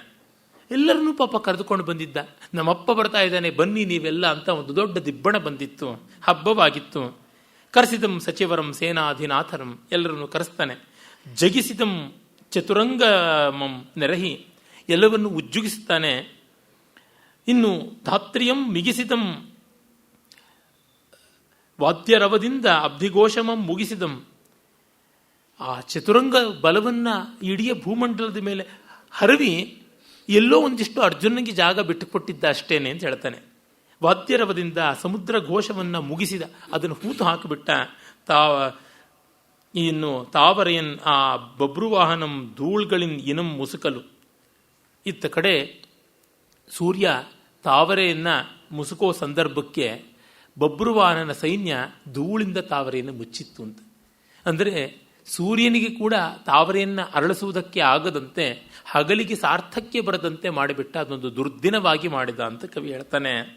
ಇನ್ನು ಆ ಸಂಗ್ರಾಮ ಹೇಗಾಯಿತು ಅಂತನ್ನುವುದನ್ನು ಜೈಮಿನಿ ಮುನಿಗಳು ವರ್ಣಿಸ್ತಾ, ಹೇಳಲೇನಹುದು ಕರ್ಣಂಗೆ ಪಾರ್ಥನೊಳಾದ ಕೋಳಾಹಳದ ಕದನದಂತೆ ಮುನ್ನಧ್ವರದ ಬೇಳಂಬದಿಂದ ರಾಮಂಗೆ ಕುಶಲವರೊಡನೆ ಬಂದ ಸಂಗ್ರಾಮದಂತೆ. ಅಧ್ವರ ಯಜ್ಞದಲ್ಲಿ ಲವಕುಶರಿಗೆ ಹೇಗೆ ರಾಮನ ಜೊತೆ ಕಾಳಗವಾಯಿತೋ ಆ ರೀತಿಯಲ್ಲಿ ಬಬ್ರುವಾಹನ ಮತ್ತು ಅರ್ಜುನನಿಗೆ ಕಾಳಗವಾಯಿತು. ಕರ್ಣಾರ್ಜುನರ ಕಾಳಗ, ಅಣ್ಣ ತಮ್ಮಂದಿರ ಕಾಳಗ. ಅಣ್ಣ ತಮ್ಮಂದಿರು ಜ್ಯೇಷ್ಠೋಭ್ರಾತ ಪ್ರೀತಿಸಮಃ ಅಂತನ್ನುವ ಅರ್ಥವನ್ನು ತೆಗೆದುಕೊಂಡ್ರೆ ತಂದೆ ಮಕ್ಕಳು ಅಂತ ಅನ್ನಬಹುದು. ಇಲ್ಲಿ ಅಕ್ಷರಶಃ ತಂದೆ ಮಕ್ಕಳದೇ ಕಾಳಗ ಆಗಿದೆ. ನಮ್ಮ ಇಡೀ ಸಾಹಿತ್ಯದಲ್ಲಿ ಎದ್ದು ತೋರುವಂತಹ ತಂದೆ ಮಕ್ಕಳ ಯುದ್ಧ ಅಂತಂದರೆ ಎರಡೇ. ಜೈಮಿನಿ ಭಾರತದಲ್ಲಿ ಬರತಕ್ಕಂಥ ಈ ಬಬ್ರುವಾಹನ ಮತ್ತು ಅರ್ಜುನ ಇವರಿಬ್ಬರ ಕಾಳಗ, ಮತ್ತು ಪದ್ಮಪುರಾಣದಲ್ಲಿ ಬರತಕ್ಕಂಥ ಪಾತಾಳಖಂಡದಲ್ಲಿ ಶೇಷ ವಾತ್ಸಾಯನರ ಸಂವಾದದಲ್ಲಿ ಬರುವಂಥ ಆ ಒಂದು ಲವಕುಶರು ರಾಮನ ಜೊತೆಗೆ ಯುದ್ಧ ಮಾಡಿದ್ದು ವಾಲ್ಮೀಕಿ ರಾಮಾಯಣದಲ್ಲಿ ಬರೋಲ್ಲ.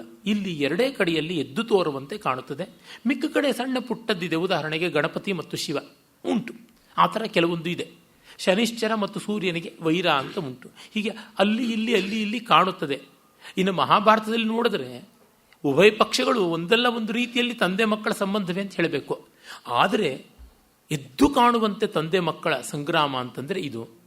ನಾವು ಫಿರ್ದೂಸಿಯ ಮಹಾಕಾವ್ಯ ಯಾವುದು ಶಾನಾಮ ಅಂತ ಉಂಟು, ಅಲ್ಲಿ ಸೊಹರಾಬ್ ಮತ್ತು ರುಸ್ತುಮ್ ಅವರಿಬ್ಬರ ಕಾಳಗ ಬರುತ್ತದೆ, ತಂದೆ ಮಕ್ಕಳ ಕಾಳಗ. ಅದು ಬಿಟ್ಟಂತೆ ಮಿಕ್ಕ ಕಡೆಗಳಲ್ಲಿ ಹೆಚ್ಚು ಕಾಣಿಸಲ್ಲ. ಗ್ರೀಕ್ ಪುರಾಣಗಳಲ್ಲಿ ಕೆಲವೊಂದು ಸಂದರ್ಭಗಳಿವೆ, ನಮ್ಮಲ್ಲಿ ಹೆಚ್ಚು ಇಲ್ಲ, ಇಷ್ಟೇ ಇರತಕ್ಕಂಥದ್ದು. ಆದರೆ ಇದೊಂದು ಆಕರ್ಷಕವಾದದ್ದು. ಇದು ಎಷ್ಟು ಆಕರ್ಷಕ ಅಂದರೆ ಈ ತಂದೆ ಮಕ್ಕಳ ವೈರ ಕೋಲಾಹಲ ಇದನ್ನು ತುಂಬ ಚಲನಚಿತ್ರಗಳಲ್ಲಿ, ನಾಟಕಗಳಲ್ಲಿ, ಕಾದಂಬರಿಗಳಲ್ಲಿ ಎಷ್ಟೋ ಕಡೆಯಲ್ಲಿ ಬಳಸ್ಕೊಂಡಿದ್ದಾರೆ. It's a very successful theme.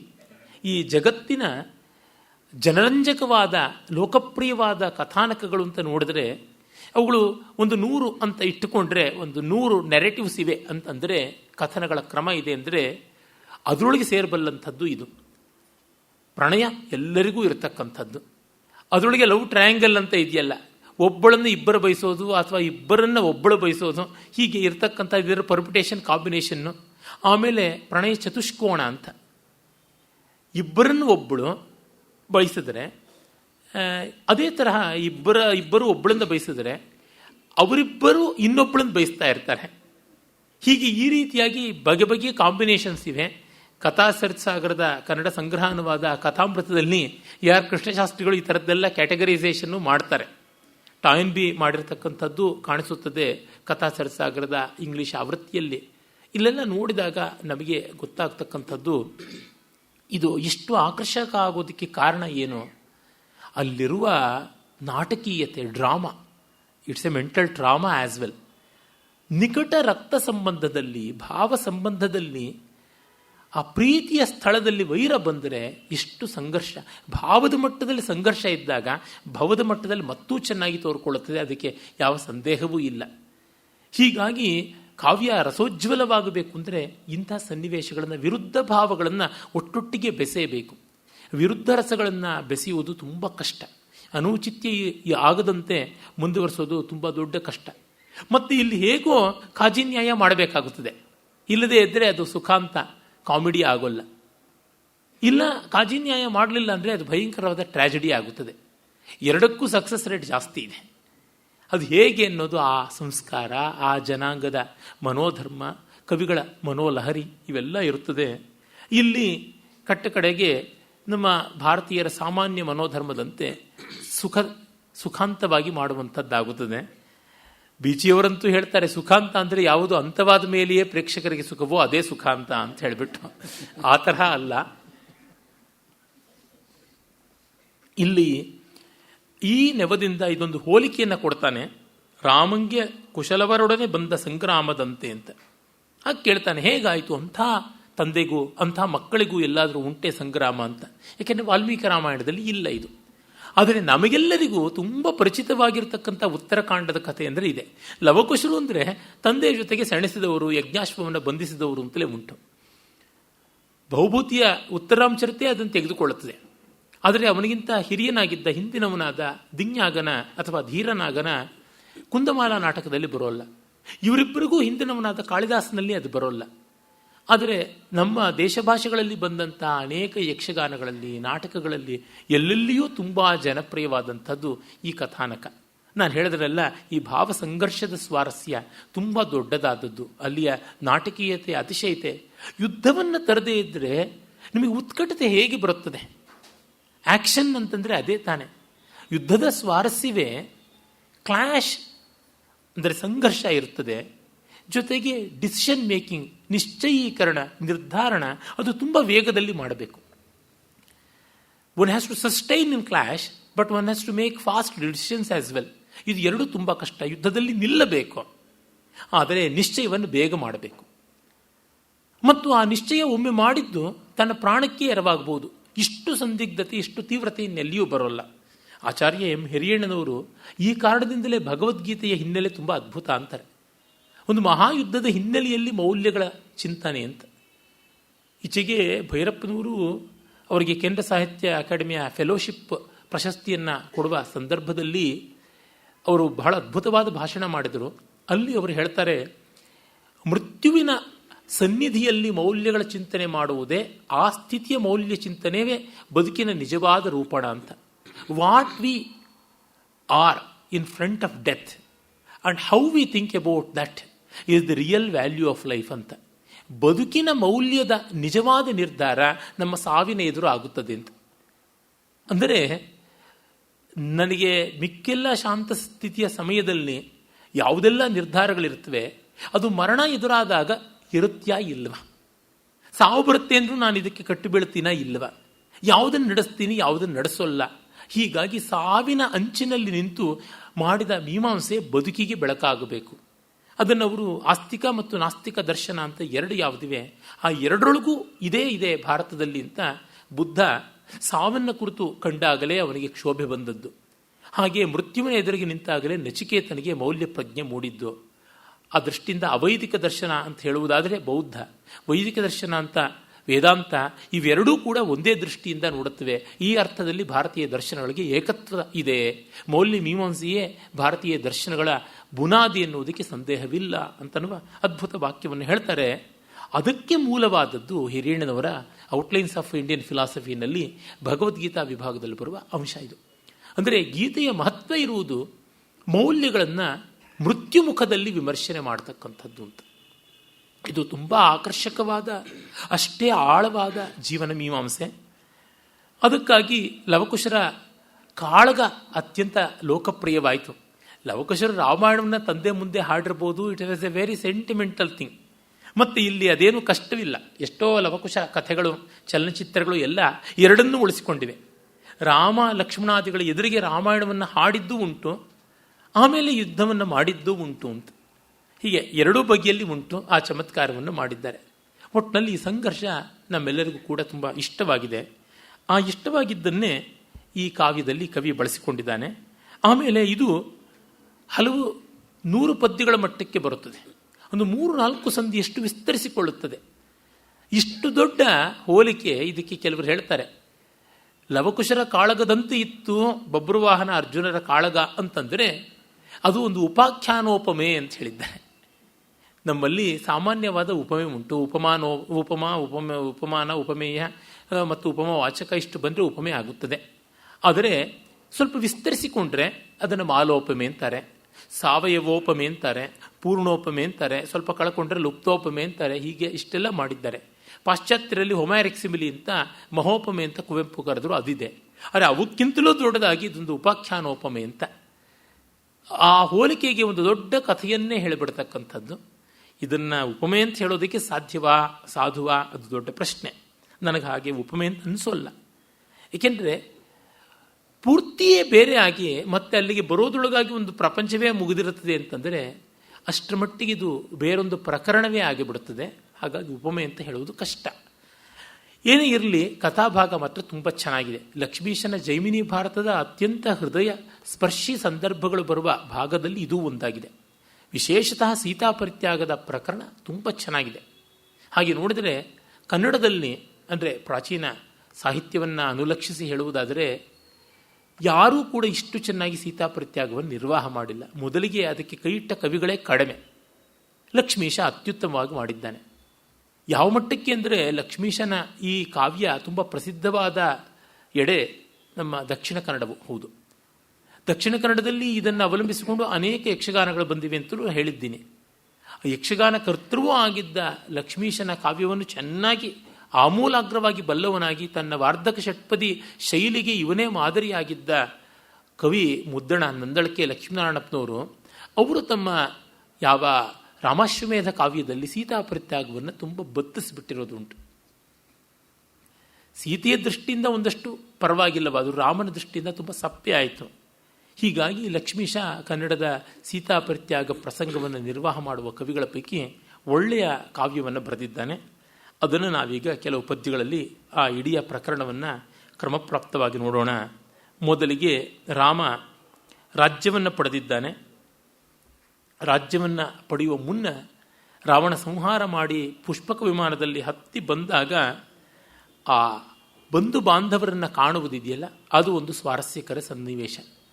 ಇಲ್ಲಿ ನಂದಳಕೆಯವರು ಬಹಳ ಚೆನ್ನಾಗಿ ತಮ್ಮ ರಾಮ ಪಟ್ಟಾಭಿಷೇಕ ಕಾವ್ಯದಲ್ಲಿ ಈ ಭಾಗವನ್ನೇ ತೋರಿಸಿದ್ದಾರೆ. ರಾಮ ಪುಷ್ಪಕ ವಿಮಾನದಿಂದ ಬರುವುದು ಮತ್ತು ಪಟ್ಟಾಭಿಷಿಕ್ತನಾಗುವುದು, ಅಷ್ಟು ಸ್ವಲ್ಪ ಘಟನೆ, ಸ್ವಲ್ಪ ಕಾಲದ ಸಂದರ್ಭದಲ್ಲಿ ನಡೆದದ್ದನ್ನು ಸವಿವರವಾಗಿ ಚಿತ್ರಿಸಿದ್ದಾರೆ. ಹಿಂದೆ ಇದೇ ವೇದಿಕೆಯಲ್ಲಿಯೇ ಕಂಡಿದ್ದೀವಿ. ಅದನ್ನು ನೆನೆಯುವುದು ಕೇವಲ ಜ್ಞಾಪಕಕ್ಕಾಗಿ ಮಾತ್ರ. ಒಂದು ಪದ್ಯದೊಳಗೆ ಅವನು ಎಷ್ಟು ಅಡಕ ಮಾಡ್ತಾನೆ ಅಂತಂದರೆ ನೋಡಿ, ರಾವಣನ ಪದಮಂ ವಿಧಿಭೀಷಣಂಗೊಲಿದಿತ್ತು ದೇವರ್ಕಳಂ ಪೊರೆದು ಸೆರೆಯಿರ್ತ ಸೀತೆಯಂ ಪಾವಕನ ಮುಖದಿಂ ಪರಿಗ್ರಹಿಸಿ ಮುಜಗಂ ಮೆಚ್ಚಿ ವಿಜಯೋತ್ಸವದಳು ಭೂವರಂ ಸೌಮಿತ್ರಿ ದಶವದನ ನನುಜ ಸುಗ್ರೀವಾದಿಗಳ ಗಡಣದಿಂದ ಅಯೋಧ್ಯಾಪುರಿಗೆ ದುವ್ವಾಳಿಸಿದನ ಅಮಲ ಪುಣಿಪುಷ್ಪಕದ ಮೇಲೆ ಭರತನಂ ಪಾಲಿಸಲ್ಕೆ. ಅಷ್ಟು ಘಟನೆಯನ್ನು ಒಂದು ಪದ್ಯದಲ್ಲಿ ಹೇಳಿಬಿಡ್ತಾನೆ. ಒಂದು ಪದ್ಯದಲ್ಲಿ ಏನು ಹೇಳಿದ್ದಾನೆ ಅಂತ ಹುಡುಕಾಡಬೇಕು, ಅಷ್ಟು ವರ್ಣನೆಗಳನ್ನೂ ಮಾಡ್ತಾನೆ. ವ್ಯಾಸ ಸಮಾಸ ಎರಡರೊಳಗೂ ಕೋವಿದ. ಈಗ ತಾಯಂದರನ್ನು ಕಂಡದ್ದು ಕವಿ ಬರೀತಾನೆ. ಕಾಳಿದಾಸನ ರಘುವಂಶದ 13ನೇ ಸರ್ಗದ ಪ್ರಭಾವ ಚೆನ್ನಾಗಿ ಕಾಣಿಸುತ್ತದೆ.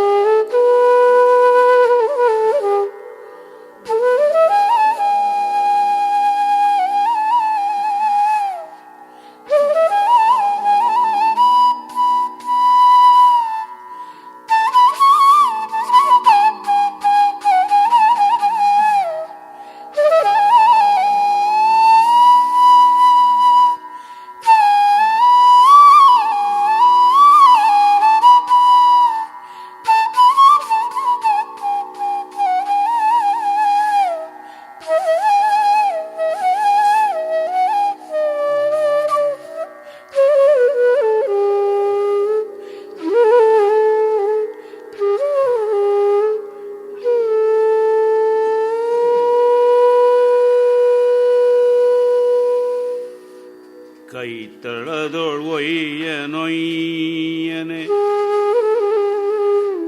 ಘನ ಸ್ನೇಹದಿಮ್ಮೈದಡವಿತನಯನಂ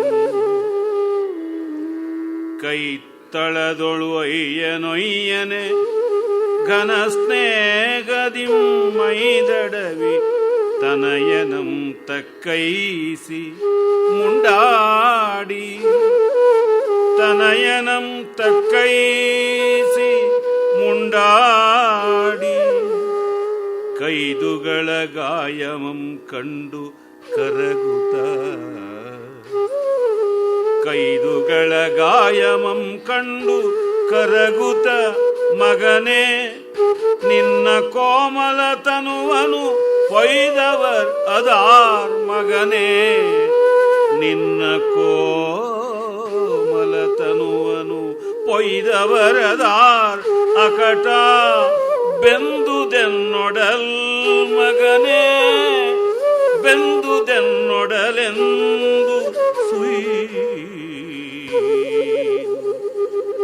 ಬೆಂದುದೆನ್ನೊಡಲೆಂದು ಸುಯ್ದು ಮುಗ್ಧಾಭಾವದಿಂ ತನ್ನ ಸವತಿಯಂ ಬೈದು ಮುಗ್ಧಾಭಾವದಿಂ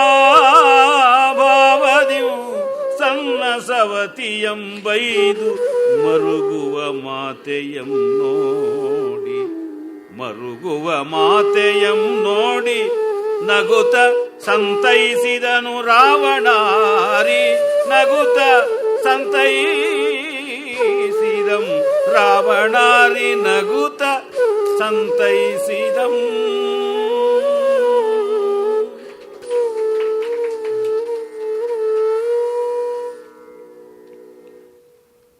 ಕವಿ ರಾಮ ಲಕ್ಷ್ಮಣರು ತಾಯಂದಿರಾದ ಕೌಸಲ್ಯ ಸುಮಿತ್ರಾದಿಗಳನ್ನು ಕಂಡ ಬಗೆಯನ್ನು ಹೇಳ್ತಾ ಇದ್ದಾನೆ. ಕೈದಳದೊಳ್ ಒಯ್ಯನೊಯ್ಯನೆ, ಕೈದಳ ಅಂದರೆ ಕೋಮಲವಾದ ದಳಗಳಂಥ ಕೈಗಳಲ್ಲಿ ಒಯ್ಯನೊಯ್ಯನೆ ಘನಸ್ನೇಹದಿಂ ಮೈದಳವಿ, ಕೈಗಳೆಂಬ ಪುಷ್ಪ ದಳಗಳಿಂದ ಹೂವಿನ ಪಕಳೆಗಳಂಥ ಕೋಮಲವಾದ ಕೈಗಳಿಂದ ಮಕ್ಕಳ ದೇಹವನ್ನು ಸವರಿದರಂತೆ ತಾಯಂದಿರು.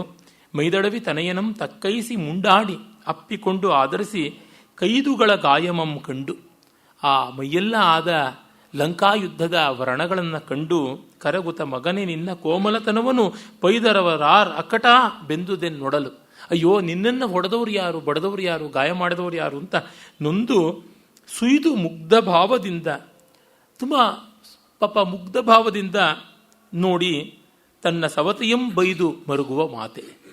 ಅಯ್ಯೋ ಕೈಕೇಯಿಂದ ತಾನೇ ಇಂಥದ್ದಾಗಿದ್ದು ಅಂತ ಕೌಸಲ್ಯ ಅಲ್ಲಿ ಬೈದಳು ಅಂತ ತುಂಬ ನ್ಯಾಚುರಲ್ ಆಗಿದೆ.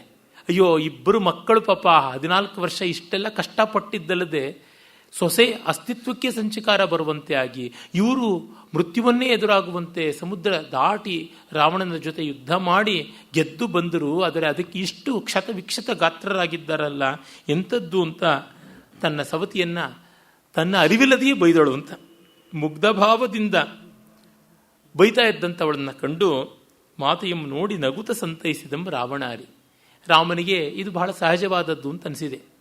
ಕೈಕೇಯಿ ಕಾಮಾಫ್ ಫಲಿತಾಸ್ತವೈತಿ, ರಾಮನೇ ಹೇಳ್ಕೊತಾನೆ, ಅಯ್ಯೋ ಕೈಕೇಯಿ ನಿನ್ನ ಬೈಕೆಗಳು ಫಲಿಸಿಬಿಟ್ಟವಾ ಅಂತ ದುಃಖಪಟ್ಟಿದ್ದು ಉಂಟು. ಹೀಗಾಗಿ ತಾಯಿ ಹಾಗೆ ಸಂಕಟಪಟ್ಟಿದ್ದು ಅವನಿಗೆ ಗೊತ್ತಾಗುತ್ತದೆ. ಆದರೆ ಅವನು ಅದನ್ನು ಸ್ಥಿರವಾಗಿ ಇಟ್ಟುಕೊಳ್ಳೋದಕ್ಕೆ ಇಷ್ಟಪಡೋಲ್ಲ. ಲಕ್ಷ್ಮಣ ವನವಾಸದಲ್ಲಿ ಒಮ್ಮೆ ತಾದೃಶಿ ಕ್ರೂರ ದರ್ಶನ ಅಂತೆಲ್ಲ ಬೈತಾನೆ ಕೈಕೇಯಿಯನ್ನು. ಅಯ್ಯೋ ಬೇಡಪ್ಪ, ತಾಯಿಯನ್ನು ಬೈಬೇಡ, ನಮ್ಮ ಮಧ್ಯಮಾಂಬ ಗರ್ಹಣೀಯ ಭರತಸ್ಯ ಕಥಾಂ ಕುರು, ಚಿಕ್ಕಮ್ಮನ ಬೈಬೇಡ, ತಮ್ಮನ್ನು ಬೇಕಾದ್ರೆ ಹೊಗಳು ಅಂತೆಲ್ಲ ಅಂದಿರ್ತಾನೆ. ಆದರೆ ತನ್ನ ತಾಯಿ ಹೀಗಂದರೆ ಅವನಿಗೇನು ಮಾಡೋಕ್ಕಾಗಲ್ಲ, ಒಳ್ಳೆಯ ಮಾತುಗಳಲ್ಲಿ ಸಂತೈಸ್ತಾನೆ. ಇದು ಕಾಳಿದಾಸನಿಂದ ಪ್ರಭಾವಿತವಾದದ್ದು ಸ್ಪಷ್ಟವಾಗಿ ಗೊತ್ತಾಗುತ್ತದೆ. ಕಾಳಿದಾಸ ಕಾಣಿಸುವ ಕೆಲವು ಸ್ವಾರಸ್ಯ ಇಲ್ಲಿ ಇಲ್ಲ, ಇವನು ತೋರಿಸಿದಂತಹ ಕೆಲವು ವಾಸ್ತವ ಸ್ವಾರಸ್ಯ ಅಲ್ಲಿ ಇಲ್ಲ.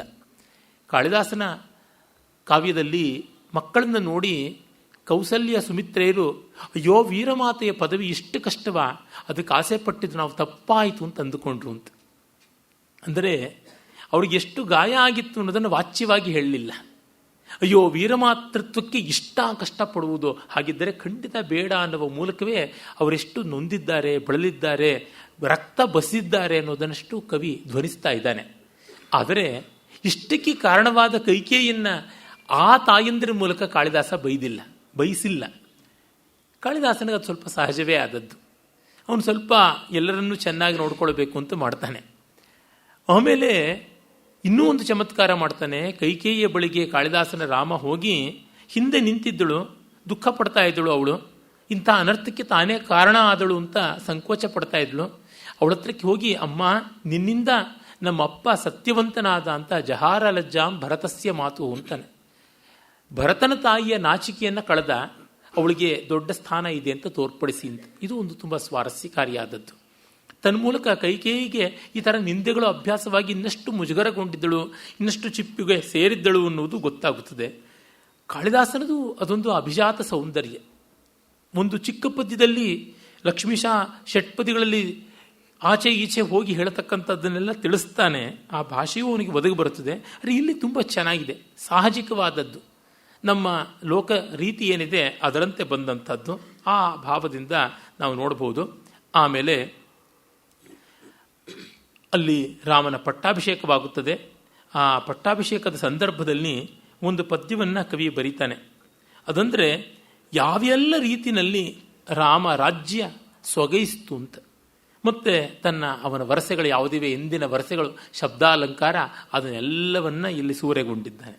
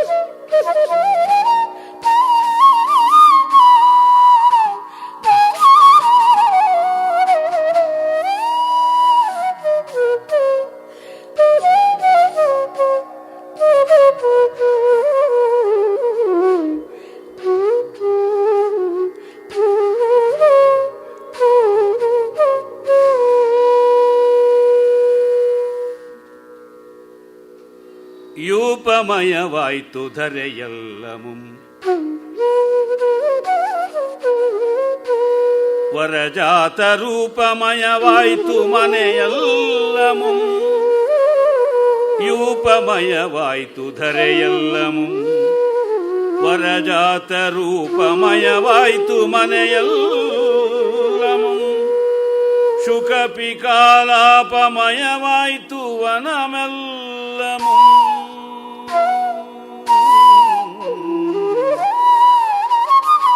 ಶುಕಪಿಕಾಲಾಪಮಯವಾಯ್ತು ವನವೆಲ್ಲಮುಂ. ವರ್ಧಿಪ ಪ್ರಜಗಳಿಂ ಸಂಚರಿಸುವ ಗೋಪಮಯವಾಯ್ತು ಗಿರಿಯೆಲ್ಲಮುಂ. ರತ್ನ ಪ್ರದೀಪಮಯವಾಯ್ತು ತಮವೆಲ್ಲಮುಂ. ರತ್ನ ಪ್ರದೀಪಮಯವಾಯ್ತು ತಮವೆಲ್ಲಮುಂ. ರಘುಜ ಪ್ರತಾಪಮಯವಾಯ್ತು ಮೂಜಗವೆಲ್ಲಮುಂ. ರಘುಜ ಪ್ರತಾಪಮಯವಾಯ್ತು ಮೂಜಗವೆಲ್ಲಮು. ದಾಶರಥಿ ರಾಜ್ಯಮಂ ಪಾಲಿಸೆ, ದಾಶರಥಿ ರಾಜ್ಯಮಂ ಪಾಲಿಸೆ. ಯೂಪಮಯವಾಯ್ತು ರೂಪಮಯವಾಯ್ತು ಆಲಾಪಮಯವಾಯ್ತು ಗೋಪಮಯವಾಯ್ತು ದೀಪಮಯವಾಯ್ತು ಪ್ರತಾಪಮಯವಾಯ್ತು.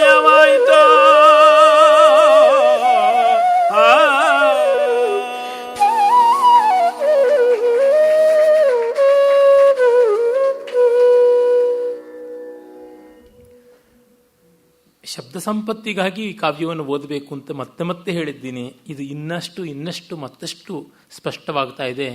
ವಾಲ್ಮೀಕಿ ರಾಮಾಯಣದ ಯುದ್ಧಕಾಂಡದ ಕಡೆಯಲ್ಲಿ ರಾಮೇ ರಾಜ್ಯಂ ಪ್ರಶಾಸತಿ ಅಂತನ್ನುವ ಒಂದು ಪಲ್ಲವಿಯಂತೆ ಬೇಕಾದಷ್ಟು ಶ್ಲೋಕಗಳು ಬರ್ತವೆ. ನ ಪರ್ಯದೇವ ವಿಧವಾ ನಚವ್ಯಾಲ ಕೃತಂ ಭಯಂ ನವ್ಯಾಧಿಜಂ ಭಯಂ ವಾಪಿ ರಾಮೇ ರಾಜ್ಯಂ ಪ್ರಶಾಸತಿ ಅಂತ ಶುರು ಮಾಡಿಕೊಂಡು ಎಲ್ಲ ರಾಮರಾಜ್ಯದಲ್ಲಿ ಎಷ್ಟು ಕ್ಷೇಮ ಇತ್ತು ಅಂತ, ಅದೊಂದು ಯುಫಮಿಸಮ್ ಅಂತ ಅನಿಸುತ್ತದೆ. ಅಲ್ಲಿಯೇ ಸೀತೆಗೆ ಕಳಂಕ ಅಪಚಾರ ಆಗುವಂತೆ ಮಾಡಿದ್ರಲ್ಲ ಅಂತ. ಇರಲಿ, ಈ ಪದ್ಯದ ರಚನಾ ಕ್ರಮ ಚೆನ್ನಾಗಿದೆ. ಯೂಪಮಯವಾಯಿತು ಧರೆಯೆಲ್ಲಮಂ ವರಜಾತ ರೂಪಮಯವಾಯಿತು ಮನೆಯೆಲ್ಲಮಂ. ಆ ಪ್ರಾಸವನ್ನು ಪಮಯವಾಯಿತು ಅನ್ನೋದಷ್ಟು ಒಂದೇ ಥರ ಬಂದಿದೆ. ಇನ್ನು ಮಿಕ್ಕಿದ್ದು ಆದಿ ಅಕ್ಷರ ಮಾತ್ರ ಬದಲಾಗುತ್ತದೆ. ಈ ರೀತಿಯಾದ ಚಮತ್ಕಾರ ಮಾಡ್ತಾನೆ. ಮೊದಲು ಧರೆಯೆಲ್ಲ ಯೂಪಮಯವಾಯಿತು. ಯಜ್ಞ ಮಾಡೋದಕ್ಕೆ ಬೇರೆ ಬೇರೆ ಯೂಪಸ್ತಂಭಗಳನ್ನು ಹೇಳಬೇಕು. ಶ್ಲೇಷಾತ್ಮಕ ಇರಬಹುದು, ಖದಿರ ಇರಬಹುದು, ಬಿಲ್ವ ಇರಬಹುದು, ಅಶ್ವತ್ಥ, ಈ ರೀತಿಯಾದ ಕೆಲವೊಂದು ಯೂಪಸ್ತಂಭ ವಿಶೇಷ ಇರುವ ದಾರು ಮರಗಳನ್ನು ಬಳಸ್ತಾರೆ. ಅದಕ್ಕೆ 8 ಮುಖ ಮಾಡಿರಬೇಕು. ಅದರ ಮೇಲೆ ಚಶಾಲ ಅಂತ ಹೇಳಿ ಒಂದು ಬಂಗಾರದ ಬಳೆಯನ್ನು ಹಾಕಬೇಕು. ಹೀಗೆಲ್ಲ ಉಂಟು. ಅದು ಎಷ್ಟು ಮೊಳ ಉದ್ದ ಇರಬೇಕು, ಇವೆಲ್ಲ ಲೆಕ್ಕಗಳು ಇವೆ. ಬೇರೆ ಬೇರೆ ಯಜ್ಞಗಳಿಗೆ ಎಷ್ಟೆಷ್ಟು ಯೂಪಸ್ತಂಭಗಳು. ವಾಲ್ಮೀಕಿ ರಾಮಾಯಣದ ಬಾಲಕಾಂಡ ನೋಡಿದ್ರೆ ಅಶ್ವಮೇಧಕ್ಕೆ, ಪುತ್ರಕಾಮಿಷ್ಟಿಗೆ ಎಲ್ಲ ಎಷ್ಟು ಬೇಕು ಅಂತ ಡೀಟೇಲ್ಸ್ ಸಿಗುತ್ತವೆ. ಅದನ್ನು ರೆಫರ್ ಮಾಡಬಹುದು. ಒಟ್ಟಿನಲ್ಲಿ ಎಲ್ಲೆಲ್ಲೂ ಯೂಪ ಸ್ತಂಭಗಳು ಕಾಣಿಸಿಕೊಂಡಿವು. ಅಷ್ಟು ಯಜ್ಞಯಾಗಾದಿಗಳನ್ನು ಮಾಡಿದ್ರು. ಇನ್ನು ಧರೆಯೆಲ್ಲಮಂ ಯೂಪಸ್ತಂಭಮಯವಾದಂತೆ ಮನೆಯೆಲ್ಲಮಂ ವರಜಾತರೂಪಮಯವಾಯಿತು. ಜಾತರೂಪ ಅಂದರೆ ಬಂಗಾರ. ಹುಟ್ಟಿದ್ದೇ ಅದರ ಕೊನೆಯ ರೂಪ. ಬಂಗಾರಕ್ಕೆ ಯಾವುದೇ ಬಗೆಯ ಆಕ್ಸಿಡೈಸ್ಡ್ ಫಾರಮ್ ಅಂತ ಇಲ್ಲ. ಅಂದರೆ ಅದಿರಾಗಿ ಅದು ಇರೋಲ್ಲ. ಈಗ ಕಾಪರ್ ಆಕ್ಸೈಡ್ ಇರ್ಬೋದು, ಫೆರಿಕ್ ಆಕ್ಸೈಡ್ ಇರ್ಬೋದು, ಈ ಥರ ಕಬ್ಬಿಣ ಮೊದಲಾದ ಬೇರೆ ಲೋಹಗಳು, ತಾಮ್ರ ಇತ್ಯಾದಿಗಳೆಲ್ಲ ಅವುಗಳು ತಮ್ಮ ಆಮ್ಲಜನಕೀಕೃತವಾದ ರೂಪವನ್ನು ಹೊಂದಿರುತ್ತವೆ. ಕಾರಣ ಅವು ತುಂಬ ಪಟುವಾದವು. It's a reactive, they are all reactive metals ಅಂತ. ಆ ಕಾರಣದಿಂದಲೇ ಅವುಗಳ ಮೇಲೆ ಮಂಕುತನ, ಕಪ್ಪುತನ, ಕಿಲುಬು ಇವೆಲ್ಲ ಆಗುತ್ತದೆ. ತುಕ್ಕಿಡಿಯೋದೆಲ್ಲ ಇದೇ ಕಾರಣದಿಂದ. ಆದರೆ ಬಂಗಾರ ಹಾಗಲ್ಲ. ಜಾತಂ ರೂಪಂ ಏವಾಸ್ಯ ಅಂತಿಮಂ ತದೇವ ಜಾತರೂಪಂ. ಹುಟ್ಟಿದ್ದೇ ಅದರ ಕೊನೆಯ ರೂಪ ಅಂತ. ಆ ಮಟ್ಟಕ್ಕೆ ನಮ್ಮ ಪೂರ್ವಜರು ವಿಜ್ಞಾನವನ್ನು ತಿಳ್ಕೊಂಡಿದ್ರು. ಅಂದರೆ ಅವರಿಗೆ ಯಾವ ಕೆಮಿಕಲ್ ರಿಯಾಕ್ಷನ್ ಆಗುತ್ತದೆ ಅಂತ ಗೊತ್ತಿರಲಿಲ್ಲ. ಕೆಮಿಕಲ್ ಈಕ್ವೇಷನ್ಸ್ ಗೊತ್ತಿರಲಿಲ್ಲ. ಫೆರಿಕ್ ಆಕ್ಸೈಡ್ ಅಂದರೆ ಏನು ಇತ್ಯಾದಿಗಳು, ಅದರ ಅಟಾಮಿಕ್ ಸ್ಟ್ರಕ್ಚರಲ್ಲಿ ಬರ್ತಕ್ಕಂಥ ಬದಲಾವಣೆಗಳು ಅವೆಲ್ಲ ಅವರಿಗೆ ಗೊತ್ತಿರಲಿಲ್ಲವಾದರೂ ಅದರ ಫಿಸಿಕಲ್ ಪ್ರಾಪರ್ಟೀಸ್ ಏನು ಅಂತ ಗೊತ್ತಿತ್ತು. ಮತ್ತು ಅದರ ಕೆಮಿಕಲ್ ಪ್ರಾಪರ್ಟೀಸು ಪರಿಣಾಮ ರೂಪದಿಂದ ಕಂಡುಕೊಂಡಿದ್ರು. ಪ್ರತ್ಯಕ್ಷಾನುಮಾನದಿಂದ ಅವರು ತುಂಬ ವಿದ್ಯೆಗಳನ್ನು ಕಂಡುಕೊಂಡಿದ್ರು. ಅದರ ಇಂಟರ್ನಲ್ ಅನಾಲಿಸಿಸ್ ಗೊತ್ತಿರಲಿಲ್ಲ ಅವರಿಗೆ. ಅದರ ಕೆಮಿಸ್ಟ್ರಿ ಗೊತ್ತಿರಲಿಲ್ಲ. ಆಯುರ್ವೇದವನ್ನೇ ಅನುಲಕ್ಷಿಸಿ ಹೇಳುವುದಾದರೆ ಅವರಿಗೆ ಯಾವ ಫಿಸಿಯಾಲಜಿ ಅಂತ ಹೇಳ್ತಾರೆ ಅದು ಆಂಶಿಕವಾಗಿ ಗೊತ್ತಿತ್ತು. ಅಂಗರಚನಾಶಾಸ್ತ್ರ ಅಂತ. ಮತ್ತು ಇನ್ಯಾವುದನ್ನು ಅವರು ಅದರೊಳಗೆ ಲ್ಯಾಬೊರೇಟರಿ ಪಿಕ್ಚರ್ ಅಂತ ಕರೀತಾರೆ, ಮತ್ತು ಯಾವುದನ್ನು ನಮ್ಮ ಕೆಮಿಕಲ್ ಪಿಕ್ಚರ್ ಅಂತ ಕರೀತಾರೆ, ಯಾವುದನ್ನು ಫಾರ್ಮಕಾಲಜಿ ಅಂತ ಹೇಳ್ತೀವಿ, ಆ ವಿಷಯ ಅವರಿಗೆ ಗೊತ್ತಿರಲಿಲ್ಲ. ಆದರೆ ಯಾವುದಕ್ಕೆ ಯಾವುದು ಚಿಕಿತ್ಸಕವಾಗಿ ಬರುತ್ತದೆ ಅಂತ ಗೊತ್ತಿತ್ತು. ಏನು ಕೊಟ್ಟರೆ ಯಾವುದು ನಿವಾರಣೆ ಆಗುತ್ತದೆ ಅಂತ ಆ ರೀತಿಯಾಗೆಲ್ಲ ಗೊತ್ತಿತ್ತು. ತುಂಬ ಅದ್ಭುತವಾದ ಪರಿಶೀಲನಾ ಕೋವಿದರಾಗಿದ್ದರು. ಹಾಗೆ ಜಾತರೂಪ ಅನ್ನುವ ಹೆಸರು ಬಂತು. ಸುವರ್ಣ ಅಂತ ಅದಕ್ಕೆ ಕರೆಯೋದು. ಬಂಗಾರ ಕಿಲುಬೋದಿಲ್ಲ. ಅದೇ ಬೆಳ್ಳಿ ದುರ್ವರ್ಣ, ಅದು ಕಿಲುಬುತ್ತದೆ. ಸಿಲ್ವರ್ ಸಲ್ಫೈಡ್ ಅಂತ ಆಗುತ್ತದೆ, ಕಪ್ಪು ಬಣ್ಣ ಬರುತ್ತದೆ. ನೀವು ಎಷ್ಟು ದೊಡ್ಡ ಕಪಾಟಿನಲ್ಲಿ ಎಷ್ಟು ಮುಚ್ಚಿಟ್ರೂ ಕೂಡ ಎಲ್ಲಿಂದಲೋ ಗಾಳಿ ಹೋಗಿ ಗಾಳಿಯಲ್ಲಿರ್ತಕ್ಕಂಥ ಅದರೊಳಗೂ ಈ ಆಧುನಿಕ ಯಂತ್ರೋಪಕರಣಗಳು, ತಂತ್ರಜ್ಞಾನ, ಕಾರ್ಖಾನೆಗಳೆಲ್ಲ ಹೆಚ್ಚಾದಂತೆ ಈ ಸಲ್ಫರ್ ಕಂಟೆಂಟ್ ಅಂತೀವಲ್ಲ ಅದು ತುಂಬ ವಾತಾವರಣದಲ್ಲಿರುತ್ತದೆ. Every exhaust from every engine has an element of sulphur content. ಹಾಗಾಗಿ ಆ ಸಲ್ಫರು ಗಾಳಿಯಲ್ಲಿರ್ತಕ್ಕಂಥ ಆಕ್ಸಿಜನ್ ಜೊತೆಗೆ ಹೈಡ್ರೋಜನ್ ಜೊತೆಗೆ ಎಲ್ಲ ಸೇರಿಕೊಂಡಿದ್ದು ಅಲ್ಲಿ ಬಂದೇ ಬರುತ್ತೆ. ಹೈಡ್ರೋಜನ್ ಸಲ್ಫೈಡ್ ಬರುತ್ತೆ. ಹೈಡ್ರೋಜನ್ ಸಲ್ಫೈಡ್ಗಿಂತ ದೊಡ್ಡ ಲ್ಯಾಬ್ ರಿಯೇಜೆಂಟ್ ಇಲ್ಲವೇ ಇಲ್ಲ. ಅದು ತಕ್ಷಣದಲ್ಲಿ ಕಿಲುಬಿಸುವುದು ಅನಿವಾರ್ಯ, ಕಪ್ಪಾಗುತ್ತದೆ. ಇದು ಉಂಟೇ ಉಂಟು. ಈ ಟೆಕ್ನಿಕನ್ನೆಲ್ಲ ನಾವು ಫೋಟೋ ಇತ್ಯಾದಿಗಳನ್ನು ಮಾಡುವಾಗ ಫೋಟೋ ಪ್ರೋಸೆಸಿಂಗಲ್ಲಿ, ಫಿಲ್ಮ್ ಪ್ರೋಸೆಸಿಂಗಲ್ಲಿ, ಪ್ರಿಂಟಿಂಗಲ್ಲಿ ಬಳಸಿಕೊಳ್ಳೋದು ಉಂಟು. ಇರಲಿ, ಒಟ್ಟಿನಲ್ಲಿ ಬಂಗಾರಕ್ಕೆ ಆ ತೊಡಕಿಲ್ಲ. ಅದರಿಂದಲೇ ಅದು ಸುವರ್ಣ, ಬೆಳ್ಳಿ ದುರ್ವರ್ಣ, ಬಂಗಾರ ಜಾತರೂಪ ಅಂತಾಯಿತು. ಇನ್ನು ಶುಕಪಿಕಾಲಾಪಮಯವಾಯಿತು ವನಮೆಲ್ಲಮಂ. ಎಲ್ಲ ಕಾಡುಗಳಲ್ಲಿ ಗಿಳಿ ಮತ್ತು ಕೋಗಿಲೆ ಇತ್ಯಾದಿ ಮಧುರವಾಗಿ ಶಬ್ದ ಮಾಡುವ ಪಕ್ಷಿಗಳು ಸೇರಿಕೊಂಡವು. ವರ್ಧಿಪ ಪ್ರಜಗಳಿಂ ಸಂಚರಿಸುವ ಗೋಪಮಯವಾಯಿತು ಗಿರಿಯೆಲ್ಲಮಂ. ಇನ್ನು ಬೆಟ್ಟಗಳಲ್ಲಿ ಪ್ರಜೆಗಳಿಂದಾಗಿ ಉಕ್ಕೇರಿ ಬರತಕ್ಕಂಥ ಈ ಗೋವುಗಳ ಸಂತತಿ ಹೆಚ್ಚಾಯಿತು. ಬೆಟ್ಟಗುಡ್ಡಗಳ ಮೇಲೆ ಹಸಿರು ಮೇವನ್ನು ಮೇಯ್ದು ಬಂದು ಸಮೃದ್ಧವಾಗಿ ಹಾಲು ಕೊಡುವಂತೆ ಆದವು. ಈ ಕಾರಣದಿಂದ ಗೋಪಮಯವಾಯಿತು ಗಿರಿಯೆಲ್ಲಮಂ. ರತ್ನಪ್ರದೀಪಮಯವಾಯಿತು ತಮವೆಲ್ಲಮಂ. ಎಲ್ಲೆಲ್ಲಿಯೂ ಬೆಳಕು ತುಂಬಿತು. ಎಲ್ಲ ಕಡೆಯಲ್ಲಿಯೂ ಪ್ರದೀಪ ಅಂದರೆ ಮಾಸ್ಟರ್ ಲ್ಯಾಂಪ್ ಅಂತೀವಲ್ಲ, ಆ ದೀಪದಿಂದ ಮಿಕ್ಕೆಲ್ಲ ದೀಪಗಳನ್ನು ಬೆಳಗಿಸ್ತಕ್ಕಂಥದ್ದು ರತ್ನದೀಪಿಕೆಗಳೇ ಆದವು. ರಘುಜ ಪ್ರತಾಪಮಯಮಾಯಿತು ಮೂಜಗಂ. ಮೂಜಗ ಅಂದರೆ 3 ಜಗತ್ತು, 3 ಲೋಕ. ಅದಷ್ಟು ಕೂಡ ರಾಮನ ಪರಾಕ್ರಮದಿಂದ ವಿಶ್ರುತವಾಯಿತು. ಅಂದರೆ ರಾವಣ ಸಂಹಾರ ಮಾಡಿದ ಕಥಾನಕ ಎಲ್ಲೆಲ್ಲೂ ವ್ಯಾಪಿಸಿ ಅವನಿಗೆ ವೈರಿಗಳೇ ಇಲ್ಲದಂತೆ ಆದರೂ ರಾಮ ರಾಜ್ಯ ಆಳ್ತಾ ಇದ್ದಾಗ ದಾಶರಥಿ ರಾಜ್ಯಮಂ ಪಾಲಿಸೆ. ಇಲ್ಲಿ ನೋಡಿ, ರಾಮೇ ರಾಜ್ಯಂ ಪ್ರಶಾಸತಿ ಸತಿಸಪ್ತಮಿಯ ಪ್ರಯೋಗ ಮಾಡಿದ್ದಾನೆ. ಇಷ್ಟು ಕೀನಾಗಿ ವಾಲ್ಮೀಕಿ ರಾಮಾಯಣವನ್ನು ಗಮನಿಸಿಕೊಂಡಿದ್ದಾನೆ ಅನ್ನುವ ಸ್ವಾರಸ್ಯವನ್ನು ನಾವು ಕಾಣಬಹುದು. ಎಲ್ಲ ಕಡೆ ಸಂಭ್ರಮ ಸಂತೋಷ ಇದೆ. ಆದರೆ ಮಕ್ಕಳಿಲ್ಲ ಅನ್ನೋ ಕೊರತೆ ರಾಮನನ್ನು ಕಾಡಿದೆ, ಸೀತೆಯನ್ನು ಕಾಡಿದೆ ಅಂತ ಕವಿ ಹೇಳ್ತಾನೆ. ಈ ಪುತ್ರದೋಹದವೂ ಕೂಡ ಮಹಾಕಾವ್ಯಗಳಲ್ಲಿ ವರ್ಣಿತವಾಗಬೇಕಾದ ಒಂದು ಅಂಶ ಅಂತ ಉಂಟು. ಜೈಮಿನಿ ಭಾರತದಂಥ ಆಖ್ಯಾನದಲ್ಲಿ ಪುತ್ರದೋಹದ ಕಥೆಗೆ ಅವಕಾಶ ಎಲ್ಲಿ? ಎಲ್ಲ ಯುದ್ಧದ ಕಥೆಯಲ್ಲಿ, ಸಂತಾನದ ಕಥೆ ಎಲ್ಲಿಗೆ ಬರೋಕ್ಕೆ ಸಾಧ್ಯ? ಇಲ್ಲಿ ತಂದಿದ್ದಾನೆ ನೋಡಿ. ಅವನು ಲೆಕ್ಕ ಇಟ್ಟುಕೊಂಡು ಅಷ್ಟು ವರ್ಣನೆಗಳನ್ನು ತಂದಿದ್ದಾನೆ. ಯಾರು ಚಕಾರ ಎತ್ತುವಂತೆ ಇಲ್ಲ. ನದಿಯ ವರ್ಣನೆ ಬೇಕೇ, ಅದು ತಂದಿದ್ದಾನೆ. ಸರೋವರದ ವರ್ಣನೆ ಬೇಕೇ, ಅದು ತಂದಿದ್ದಾನೆ. ಹೊಲಗದ್ದೆಗಳದ್ದು ಬೇಕೇ, ಅದು ತಂದಿದ್ದಾನೆ. ತೋಟ ತುಡಿಕೆ ಬೇಕೇ, ಅದು ತಂದಿದ್ದಾನೆ. ಕಾಡು ಬೇಕೇ, ಅದು ತಂದಿದ್ದಾನೆ. ಬೆಟ್ಟ ಬೇಕೇ, ಅದು ತಂದಿದ್ದಾನೆ. ಎಲ್ಲದರ ವರ್ಣನೆಯನ್ನು ಮಾಡಿದ್ದಾನೆ, ಯಾವುದನ್ನು ಬಿಟ್ಟಿಲ್ಲ. ಅಂದರೆ ನೀವು ಟಿಕ್ ಮಾರ್ಕ್ ಹಾಕ್ತಾ ಹೋದರೆ ಪ್ರತಿಯೊಂದಕ್ಕೂ ಮಾರ್ಕ್ಸ್ ಕೊಡಬೇಕಾಗುತ್ತದೆ, ಯಾವುದೊಂದನ್ನು ಬಿಟ್ಟಿಲ್ಲ. ಆಬ್ಜೆಕ್ಟಿವ್ ಟೈಪ್ ಆಫ್ ಆನ್ಸರಿಂಗ್ ಅಂತ ಇದೆಯಲ್ಲ, ಅದ್ರಿಗೆ ಎಲ್ಲಕ್ಕೂ ಟಿಕ್ ಮಾರ್ಕ್ ಹಾಕಿ ರೈಟ್ ರೈಟ್ ರೈಟ್ ಅಂತ ಬರೆದಿಟ್ಟಿದ್ದಾನೆ. ಪಾಪ ಕುಮಾರವ್ಯಾಸನ ನೋಡಿದರೆ ಯಾವುದೊಂದು ಕಾಣಿಸೋದಿಲ್ಲ. ಆದರೆ ಅವನದು ರೀತಿಯೇ ಬೇರೆ. ನನಗೆ ಜ್ಞಾಪಕ ಬರುತ್ತದೆ, 10 ಕಮ್ಯಾಂಡ್ಮೆಂಟ್ಸ್ ಅಂತ ಬಹಳ ಪ್ರಸಿದ್ಧವಾದ ಸಿನಿಮಾ, ಹಲವು ಬಾರಿ ಚಲನಚಿತ್ರೀಕೃತವಾದದ್ದು. ಅದು ಲೋಕವಿಖ್ಯಾತವಾದದ್ದು ಅದರ ನಿರ್ದೇಶಕ ಡೆಮಿಲ್ ಸಿಸಿಲ್ ಅಂತ. ಆತ ತಾನು 1957ನೇ ಇಸ್ವಿನಲ್ಲಿ ಮಾಡಿದ ಪ್ರೊಡಕ್ಷನ್, ಅವನದು ಸೆಕೆಂಡ್ ಪ್ರೊಡಕ್ಷನ್. ಅದು 10 ಕಮ್ಯಾಂಡ್ಮೆಂಟ್ಸನ್ನು ಮೂಕಿನಲ್ಲಿ ಟಾಕಿನಲ್ಲಿ ಎರಡರೊಳಗೂ ತೆಗೆದ. ಅಲ್ಲಿ ನಾಯಕ ಮೋಸೆಸ್ಸು, ಅವನನ್ನು ಫೇರೋ, ಈಜಿಪ್ಟ್ನ ದೊರೆ, ಅವನು ಪುತ್ರರಂತೆ ಬೆಳೆಸ್ತಾ ಇರ್ತಾನೆ. ಅವನಿಗೆ ಗೊತ್ತಿಲ್ಲ ಇವನು ಯಹೂದ್ಯರಿಗೆ ಸೇರಿದವನು ಅಂತ. ಇಲ್ಲಿಯೂ ನೀರಿನಲ್ಲಿ ಸಿಕ್ಕ ಅಂತ. ಮೋಸೆಸ್ ಅನ್ನುವ ಶಬ್ದದ ಅರ್ಥವೇ ಅದು ಅಂತ ಹೇಳ್ತಾರೆ ಹಿಬ್ರಿಯ ಭಾಷೆಯಲ್ಲಿ, ನೀರಿನಿಂದ ಸೆಳೆಯಲ್ಪಟ್ಟವನು ಅಂತ. ಹಾಗಾಗಿ ಅವನು ಎಲ್ಲೋ ಸಿಕ್ಕದ ತನ್ನ ತಂಗಿಗೆ. ಆ ತಂಗಿ ಇವನಿಗೆ ಹೆಂಡತಿಯೂ ಹೌದು. ಅವರ ಈಜಿಪ್ಟ್ನ ಅರಸು ಮನೆತನದಲ್ಲಿ ರಕ್ತ ಬೆರೆಯಬಾರದು ಬೇರೆಯವರ ಜೊತೆಗೆ ಅಂತ ಮನೆಯೊಳಗೇನೆ ಮದುವೆ ಮಾಡ್ಕೊಳ್ತಾ ಇದ್ದದ್ದು. ಹಾಗಾಗಿ ಮೋಸೆಸ್ನ ಮಗನಂತೆಯೇ ಬೆಳೆಸಿದ್ದ. ಸ್ವಂತ ಮಗ ಬೇರೆ ರಾಮಸೆಸ್ ಅಂತ ಇದ್ದ. ಒಂದು ಹೊಸ ಪಟ್ಟಣ ಕಟ್ಟಬೇಕು ಅಂತ ಬಂತು. ಆ ಹೊಸ ಪಟ್ಟಣ ಕಟ್ಟಬೇಕು ಅಂತ ಇವನಿಗೆ ವಹಿಸಿಕೊಡ್ತಾನೆ. ಇವನು ಏನೇನೋ ಸುಧಾರಣೆಗಳನ್ನು ಮಾಡ್ತಾನೆ. ಅಲ್ಲಿ ದುಡಿತಾ ಇದ್ದಂಥ ಯಹೂದ್ಯರು ತುಂಬ ಗುಲಾಮರಾಗಿ ದುಡಿಯೋವರಿಗೆ ಜೀವನಕ್ಕೆ ಒಂದಿಷ್ಟು ಅನುಕೂಲ ಮಾಡಿಕೊಡ್ತಾನೆ. ದೇವಸ್ಥಾನಗಳಲ್ಲಿದ್ದ ಬೊಕ್ಕಸವನ್ನು, ಅಲ್ಲಿದ್ದ ಉಗ್ರಾಣವನ್ನು ಇವರ ಆಹಾರಕ್ಕಾಗಿ, ಸಂಬಳಕ್ಕಾಗಿ ಖಾಲಿ ಮಾಡಿಸ್ತಾನೆ. ಹೀಗೆಲ್ಲ ಮಾಡ್ತಾನೆ. ಅದು ಅಲ್ಲಿಯ ಅರ್ಚಕರಿಗೆಲ್ಲ ಇಷ್ಟವಾಗೋಲ್ಲ. ಆ ಪುರೋಹಿತಶಾಹಿ ಬಂದು ರಾಜನಿಗೆ ಹೇಳುತ್ತೆ. ಮತ್ತು ಇವನು ರಾಮಸೆಸ್ಗನು ಮೋಸೆಸ್ನ ಬಗ್ಗೆ ಅಸೂಯೆ, ಅವನು ಹೇಳ್ತಾನೆ. ಆಗ ಅದನ್ನು ವಿಚಾರಿಸೋದಕ್ಕೆ ಅಂತ ಆ ಹೊಸ ಪಟ್ಟಣ ಕಟ್ಟಲ್ಪಡುವ ಜಾಗಕ್ಕೆ ಹಿರಿಯ ಫೇರೋ ಬರ್ತಾನೆ.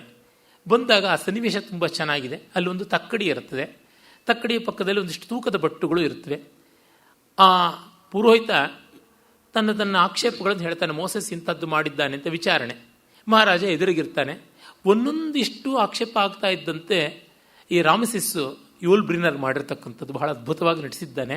ಒಂದೊಂದು ಆಕ್ಷೇಪಕ್ಕೂ ಒಂದೊಂದು ತೂಕದ ಬಟ್ಟನ್ನು ತಕ್ಕಡಿಗೆ ಹಾಕ್ತಾ ಹೋಗ್ತಾನೆ.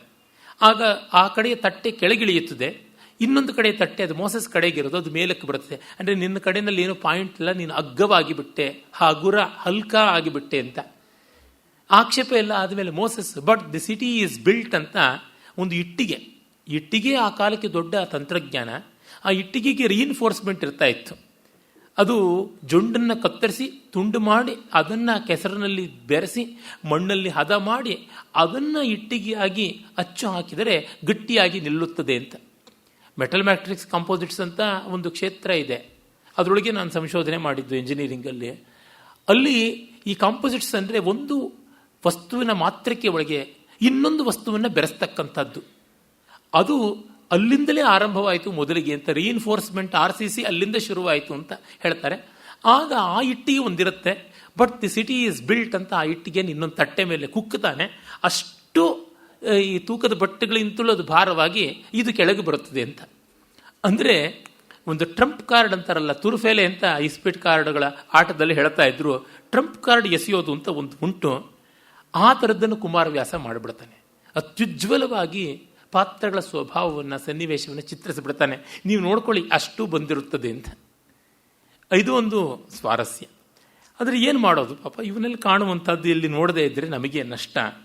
ಆ ಮಕ್ಕಳ ಪುತ್ರ ದೋಹದ, ಪುತ್ರ ಸಂತಾನದ ಬಯಕೆ ಯಾವುದಿದೆ ಅದನ್ನು ಕುರಿತು ರಾಮ ಸೀತೆಯರು ಕಳವಳಿಸುವ ಪದ್ಯ ಒಂದು ಬರುತ್ತದೆ. ಅದರಲ್ಲಿ ಕವಿ ತನ್ನ ಕೌಶಲವನ್ನು ಹೇಗೆ ತೋರಿಸ್ತಾನೆ, ಅದಕ್ಕೂ ಒಂದು ಸೆಟ್ ಪ್ಯಾಟ್ರನ್ ಅಂತ ಇದೆ. ಅದನ್ನು ಕವಿ ಹೇಗೆ ಬಳಸಿಕೊಂಡಿದ್ದಾನೆ ಅಂತ ನೋಡೋಣ.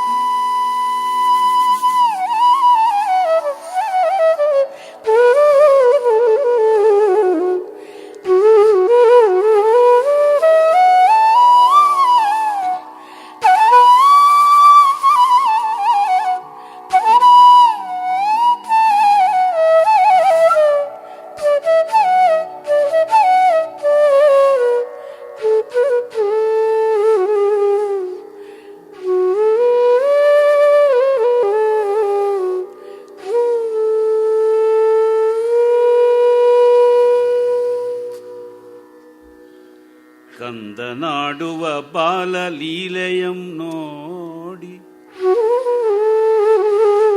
ತೊದಲೊಂದಿದಿನಿವಾತನುರೆ ಕೇಳ್ದು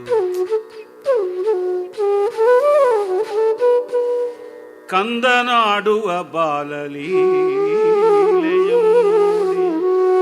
ತೊದಲೊಂದಿದಿನಿವಾತನುರೆ ಕೇಳ್ದು ಮುದ್ದಿನ ಮುದ್ದೆಯಂದದಂಗವನೆತ್ತಿಕೊಂಡು ಮುತ್ತಿನ ಮುದ್ದೆಯಂದದಂಗವನೆತ್ತಿಕೊಂಡು ನಳಿತೋಳ್ಗಳಿಂದಪ್ಪಿ ಕೆಂಗುರುಳ್ಗಳ್ ಒಲೆವ ಮುಂದಲೆಯನಾಘ್ರಾಣಿಸಿ ಕೆಂಗುರುಳ್ಗಳ್ ಒಲೆವ ಮುಂದಲೆಯ ಕಂಪನಾಘ್ರಾಣಿಸಿ ತೊರೆದ ಜೊಲ್ಲ ಚಂದುಟಿಯ ಬಾಯ್ದೆರೆಯ ನೈದೆ ಚುಂಬಿಸಿ ತೊರೆದ ಜೊಲ್ಲ ಚಂದುಟಿಯ ಬಾಯ್ದೆರೆಯ ಐದೆ ಚುಂಬಿಸಿ ಸೊಗಸುಗುಂದದೆ ಸೊಗಸುಗುಂದದೆ ಎಂದು ಪಂಚೇಂದ್ರಿಯ ಪ್ರೀತಿಯಂ ಪಡೆವರ್ ಇನ್ನಾವ ಕೃತರೋ ಐದೆ ಚುಂಬಿಸಿ ಸೊಗಸುಗುಂದದೆ ಎಂದು ಪಂಚೇಂದ್ರಿಯ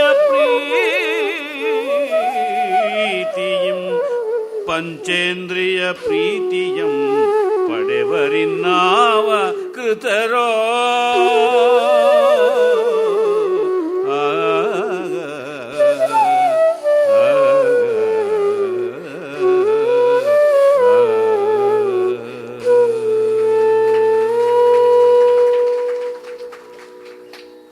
ಪಂಚೇಂದ್ರಿಯ ಲೀಲೆಯನ್ನು ಇಲ್ಲಿ ತಂದಿಡುವ ಕೆಲಸ ಮಾಡಿದ್ದಾನೆ ಲಕ್ಷ್ಮೀಶ. ಯಾವುದನ್ನು ಮೆಟಿಕ್ಯುಲಸ್ ಆಗಿ ಮಾಡ್ತಾನೆ ಅಂತಂತೀವಲ್ಲ, ಪ್ರತಿಯೊಂದು ಲವ ಜಮೆ ಪದಾರ್ಥಗಳನ್ನು ಹಾಕಿರ್ತಾನೆ.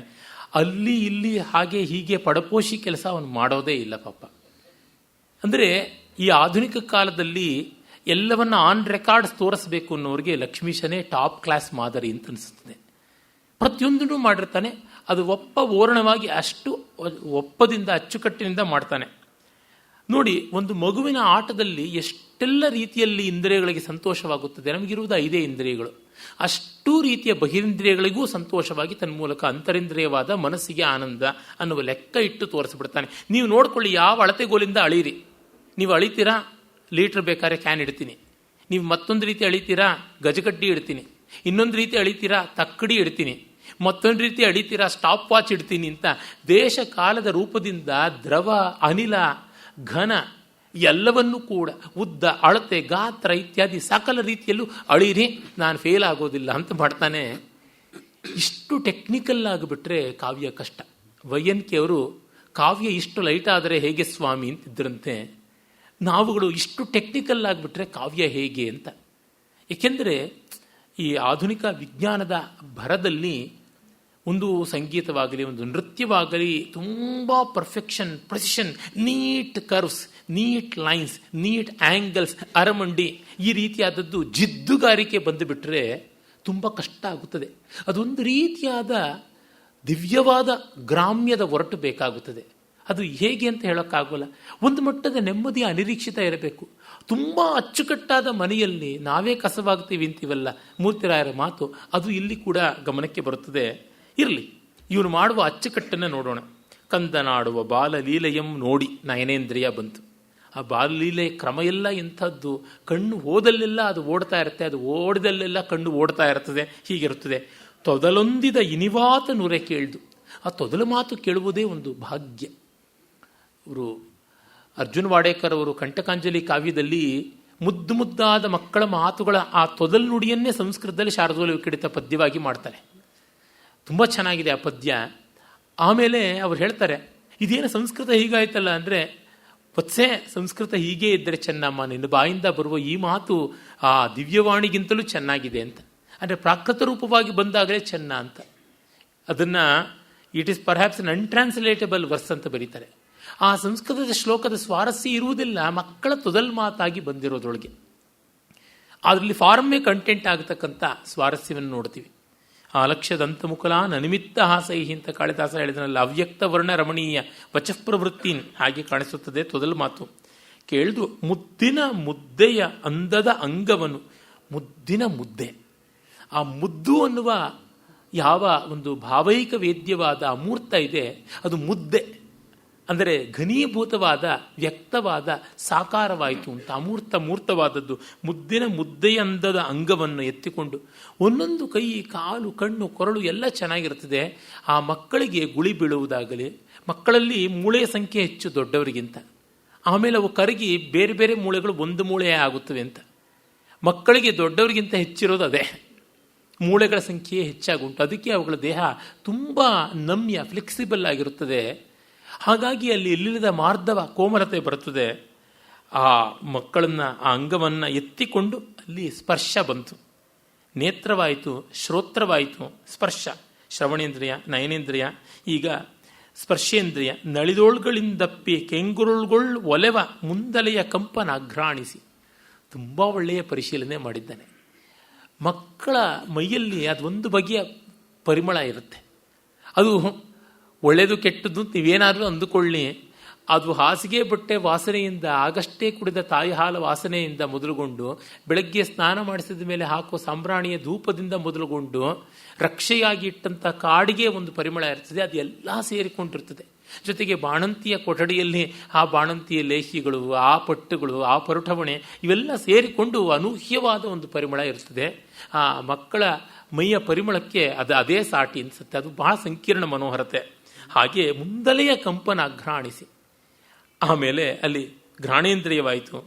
ತೊರೆದ ಜೊಲ್ಲ ಚಂದುಟಿಯ ಬಾಯಿದರೆಯ ನೈದೆ ಚುಂಬಿಸಿ. ಬಾಯಿದರೆ ಚಂದುಟಿಯ ಬಾಯಿದರೆ ಎಂದಿದಾನಲ್ಲ ಅಂತಂದರೆ ಅದರ ಓಷ್ಠ ಅಂತ ಎರಡನ್ನು ಹೇಳ್ತೀವಿ. ತುಟಿ ಎರಡಕ್ಕೂ ಆಗಬಹುದು. ಆದರೆ ಮಕ್ಕಳ ಕೆಳದುಟಿ ಇದೆಯಲ್ಲ, ಯಾರ್ದು ಅಷ್ಟೇ ಕೆಳದುಟಿ ಮೇಲ್ದುಟಿಗಿಂತ ದಪ್ಪಗಿರುತ್ತದೆ. ಮಕ್ಕಳ ಕೆಳದುಟಿ ಜೊಲ್ಲಿಂದ ಇನ್ನಷ್ಟು ರಸಭರಿತವಾಗಿರುತ್ತದೆ. ಆ ಮಕ್ಕಳ ಜೊಲ್ಲಲ್ಲಿಂದ ಇಳಿತಾ ಇರುತ್ತೆ. ಅಷ್ಟು ಚೆನ್ನಾಗಿ ಹವಳದ ಕುಡಿಗೆ ನಾಚಿಕೆ ತರಬೇಕು ಅಂತ ಚೆನ್ನಾಗಿರುತ್ತವೆ. ಮಗುವನ್ನು ಮುದ್ದಿಸುವಾಗ ಜೊಲ್ಲು ಅಂಟಿಕೊಂಡು ಬಿಡುತ್ತದೆ. ಹಾಗಾಗಿ ರಸನೇಂದ್ರಿಯ ಬಂತು. ಸೊಗಸು ಗುಂದದಾಯಿತೆಂದು, ಸೊಗಸು ಗುಂದದೆ ಆಹಾ ಎಂದು. ಇಷ್ಟಾಗಿ ತೃಪ್ತಿ ಆಗಲಿಲ್ಲ ಅಂತ ಆಹಾ ಅಂತ ಅಂತೀವಲ್ಲ, ಅದನ್ನು ಒಟ್ಟಿಗೆ ಅನುಭವಿಸುವಾಗ, ಇಷ್ಟು ಬಿಡಿಬಿಡಿಗಳನ್ನು ಇಡಿಯಾಗಿ ಅನುಭವಿಸುವಾಗ ಆಗ ತೃಪ್ತಿ ಇತ್ತಲ್ಲ, ಆ ಪಂಚೇಂದ್ರಿಯ ಪ್ರೀತಿಯಂ ಪಡೆವರ್ ಇನ್ನಾವ ಕೃತರೋ ಅಂದರೆ ಎಷ್ಟು ಪುಣ್ಯ ಮಾಡಿದವರು ಅಂತ. ಇಷ್ಟು ಟೆಕ್ನಿಕಲ್ನಾಗಿ ಆದರೆ ಭಾವಸ್ಪರ್ಶವಾಗಿ ಪದ್ಯವನ್ನು ಬರೆದಿದ್ದಾನಲ್ಲ, ತುಂಬ ದೊಡ್ಡದು. ಇಲ್ಲಿ ಪಂಚೇಂದ್ರಿಯ ಪ್ರೀತಿ ಅಂತ ವಾಚ್ಯ ಮಾಡಿದಾನಲ್ಲ, ಅದು ಕಷ್ಟ. ಹಾಗೆ ಮಾಡದಿದ್ರೆ ನಮಗೆ ಗೊತ್ತಾಗುತ್ತಿತ್ತು. ಏನು ಮಾಡೋಣ, ನಮ್ಮ ಸಂಸ್ಕಾರ ಅಹಂಕಾರವನ್ನು ಬೆಳೆಸುತ್ತದೆ. ಕಾವ್ಯದಲ್ಲಿ ನಾವು ಕಾಣಬೇಕು ಹೊಸ್ತು ಅಂತ. ಇದು ಬಂದಿರುವ ಸಮಸ್ಯೆ. ತೊಂದರೆ ಇಲ್ಲ, ಬಹಳ ಒಳ್ಳೆಯ ಪದ್ಯವನ್ನೇ ಕವಿ ಬರೆದಿದ್ದಾನೆ. ಹಾಗೆ ಪಂಚೇಂದ್ರಿಯ ತೃಪ್ತಿ ಆಯಿತು ಅಂತ ಕವಿ ಹೇಳಿದ ಮೇಲೆ ರಾಮ ಬರ್ತಾನೆ, ಸೀತೆಗೆ ಸಮಾಧಾನವನ್ನು ಹೇಳ್ತಾನೆ. ಈ ರೀತಿಯಾಗಿ ಆಯ್ತಾನೆ. ಆಮೇಲೆ ಸೀತೆ ಅವಳ ಸೌಂದರ್ಯ ಎಂಥದ್ದು ಅನ್ನುವುದನ್ನು ಒಂದು ಕಡೆ ವರ್ಣಿಸ್ತಾನೆ. ಸೀತೆಯ ಸೌಂದರ್ಯ, ವನವಿಹಾರ ಮಾಡುವ ಸೌಂದರ್ಯ ಅವಳದೆಂಥದ್ದಾಗಿತ್ತು. ರಾಮ ಸೀತೆಯರಿಗೆ ನಿಧಾನವಾಗಿ ಅತಿ ವಿಳಂಬಿತವಾಗಿ ಮಧುಚಂದ್ರ ಬಂದಿದೆ. ಆಗ ವನವಿಹಾರದಲ್ಲಿ ಸೀತೆ ಹೇಗೆ ಕಾಣಿಸಿದಳು ಅಂತ ಉತ್ತರರಾಮ ಕಥೆ ಬರತಕ್ಕಂಥ ರಾಮಾಯಣದ ಉತ್ತರಕಾಂಡದಲ್ಲಿ ಈ ಸಂದರ್ಭ ಇದೆ. ಆದರೆ ವಾಲ್ಮೀಕಿಗೆ ಇಷ್ಟೆಲ್ಲ ರಂಗರಂಗಾಗಿ ವರ್ಣಿಸೋದಕ್ಕೆ ಗೊತ್ತಿಲ್ಲ. ಆದರೆ ಇದಂತೂ ಇದೆ ಸಂದರ್ಭ. ಲಕ್ಷ್ಮೀಶ ಅಸಂಬದ್ಧವಾಗಂತೂ ಖಂಡಿತ ಹೇಳುತ್ತಿಲ್ಲ. ಇಲ್ಲಿ ಮತ್ತೆ ಅವನು ಸಮಸ್ತ ಪುಷ್ಪಗಳ ಸೌಂದರ್ಯವೇ ಸೀತೆಯಲ್ಲಿ ಇತ್ತು ಅನ್ನುವ ಮತ್ತೊಂದು ಟೆಕ್ನಿಕಲ್ ಆದ ವರ್ಣನೆ ಮಾಡ್ತಾನೆ. ಯಾವ್ಯಾವ ಪುಷ್ಪಗಳೆಲ್ಲ ನಮಗಿಷ್ಟವೋ ಅಷ್ಟು ಇಲ್ಲಿ ಪುಷ್ಟವಾಗಿ ಬರುತ್ತವೆ, ಅದನ್ನು ನೋಡೋಣ.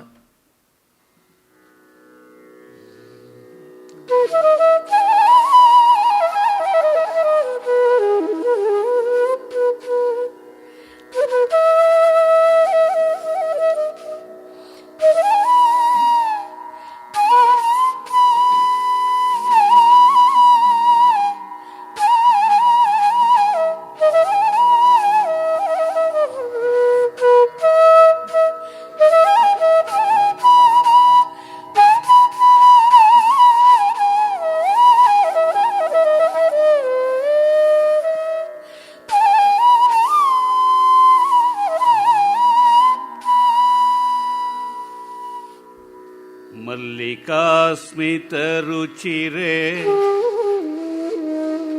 ಕುಂದ ಕುಟ್ಮಲರದನೆ ಪಲ್ಲವಾಧರೆ ಭೃಂಗ ಕುಂತಳೆ ಕುಸುಮಗಂಧಿ ಸಲ್ಲಲಿತ ಕೋಕಿಲಾಲಾಪೆ ಸಲ್ಲಲಿತ ಕೋಕಿಲಾಲಾಪೆ ಚಂಪಕವರ್ಣೆ ಮೃದು ಮಧುರ ಕೀರವಾಣಿ ಮೃದು ಮಧುರ ಕೀರವಾಣಿ ಪುಲ್ಲಲೋಚನೆ ಚಾರು ಚಂದ್ರ ಬಿಂಬಾನನೆ ಲಸಲ್ಲಲಿತ ಗಾತ್ರೇ ಜಾನಕಿ ವಿರಾಜಿಸಿದಳ್ ಲಸಲ್ಲಲಿತ ಗಾತ್ರ ಜಾನಕಿ ವಿರಾಜಿಸಿದಳ್ ಸಮುಲ್ಲಾಸದಿಂ ಪುಷ್ಪವತಿಯಾಗಿ ವಿದಳಿತ ವಸಂತ ಲಕ್ಷ್ಮಿಯ ತೆರದೊಳು ಜಾನಕಿ ವಿದಳಿತ ವಸಂತ ಲಕ್ಷ್ಮಿಯ ತೆರದೊಳು ವಿರಾಜಿಸಿದಳ್.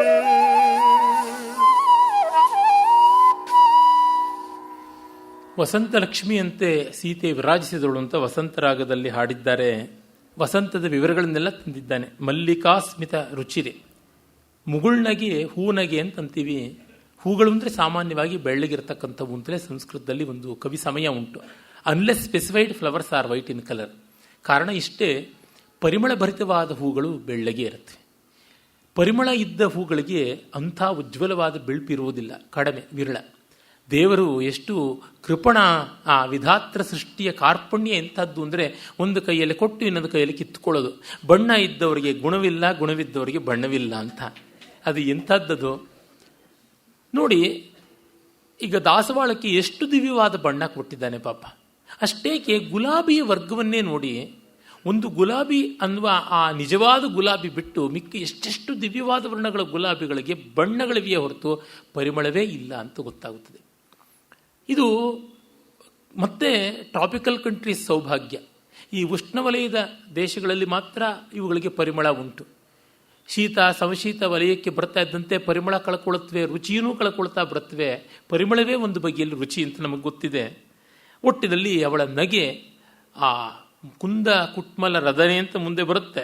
ಆ ರೀತಿಯಲ್ಲಿ ಅವಳು ಹಲ್ಲುಗಳು ಎಷ್ಟು ಸೊಗಸಾಗಿ ಮಣಿಸಾಲುಗಳಂತೆ ಮೊಗ್ಗುಗಳಂತೆ ಇರ್ತವೋ, ಮುಗುಳ್ನಗೆ ಅಂದರೆ ಮುಗುಳ್ಳನ್ನೋದ್ರೊಳಗೇನೆ ಹೂ ನಗೆ. ಹೂ ಅಂದರೆ ಮುಗುಳ್. ಆ ನಗುತ್ತಾ ಇದ್ದಂತೆ ಹೂಗಳು ಅರಳದಂತೆ ಕಾಣ್ತಾ ಇತ್ತು. ಮಲ್ಲಿಕಾಸ್ಮಿತ ರುಚಿರೆ ಕುಂದ ಕುಟ್ಮಲ ರದನೆ. ಕುಟ್ಮಲ ಅಂದರೆ ಮೊಗ್ಗು. ಆ ಕುಂದ ಅನ್ನುವ ಸೂಜಿ ಮಲ್ಲಿಗೆಯ ಜಾತಿಯ ಮೊಗ್ಗಿನಂತೆ ಅವಳ ಹಲ್ಲುಗಳಿದ್ದವು. ಇನ್ನು ಪಲ್ಲವಾದರೆ, ಬಾಯಿನಲ್ಲಿಯೇ ನೋಡಿ ನಗೆಯನ್ನು ಹೇಳ್ದ, ಹಲ್ಲುಗಳನ್ನು ಹೇಳ್ದ, ತುಟಿಯನ್ನು ಹೇಳ್ತಾನೆ. ಪಲ್ಲವಾದರೆ ಚಿಗುರಿನಂಥ ತುಟಿಗಳು ಅಂತ ಮಾಡ್ದ. ಇನ್ನು ಸ್ವಲ್ಪ ಮೇಲೆ ಹತ್ತಿದರೆ ಭೃಂಗ ಕುಂತಾಳೆ ಅಂತಂದ.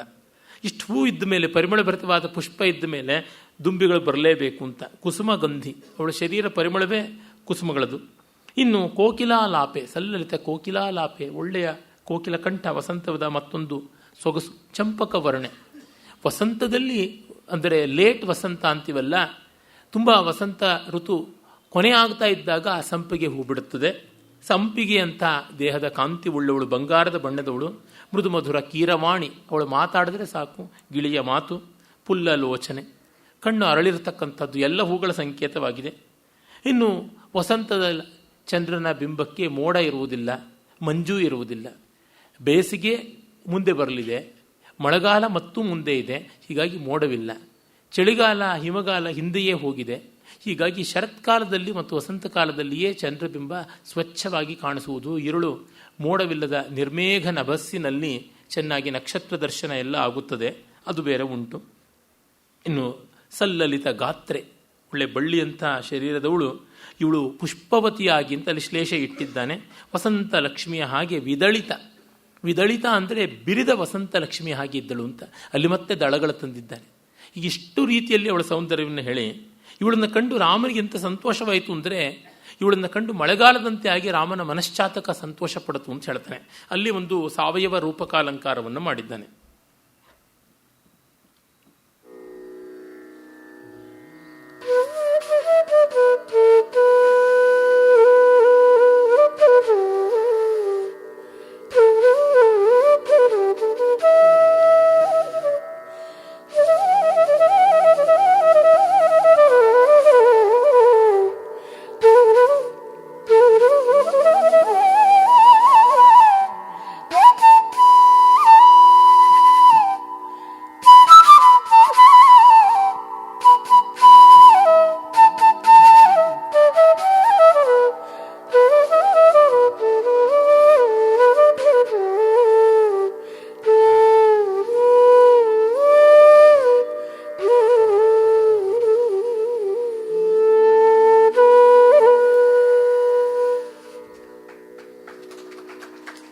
ಸ್ಫುರದುತ್ಕಟಾಕ್ಷ ಚಂಚಲದಿಂದ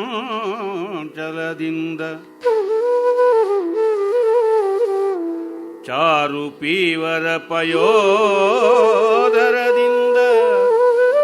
ಸ್ಫುರತ್ ಉತ್ಕಟಾಕ್ಷ ಚಂಚಲದಿಂದ ಚಾರು ಪೀವರ ಪಯೋದರದಿಂದ ಪರಿವ್ರತ ಸುಮೇಖಲಾ ತರಳ ಸತ್ಕಲ ಕಿಂಕಿಣಿ ಘನಸ್ವನದಿಂದ ಸೆವ ಕಂಕಣಗಳಿಂದ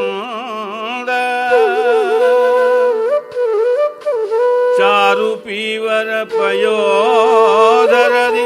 ಪರಿವ್ರತ ಸುಮೇಖಲಾ ತರಳ ಸತ್ಕಲ ಕಿಂಕಿಣಿ ಘನಸ್ವನದಿಂದ ಸೆವ ಕಂಕಣಗಳಿಂದ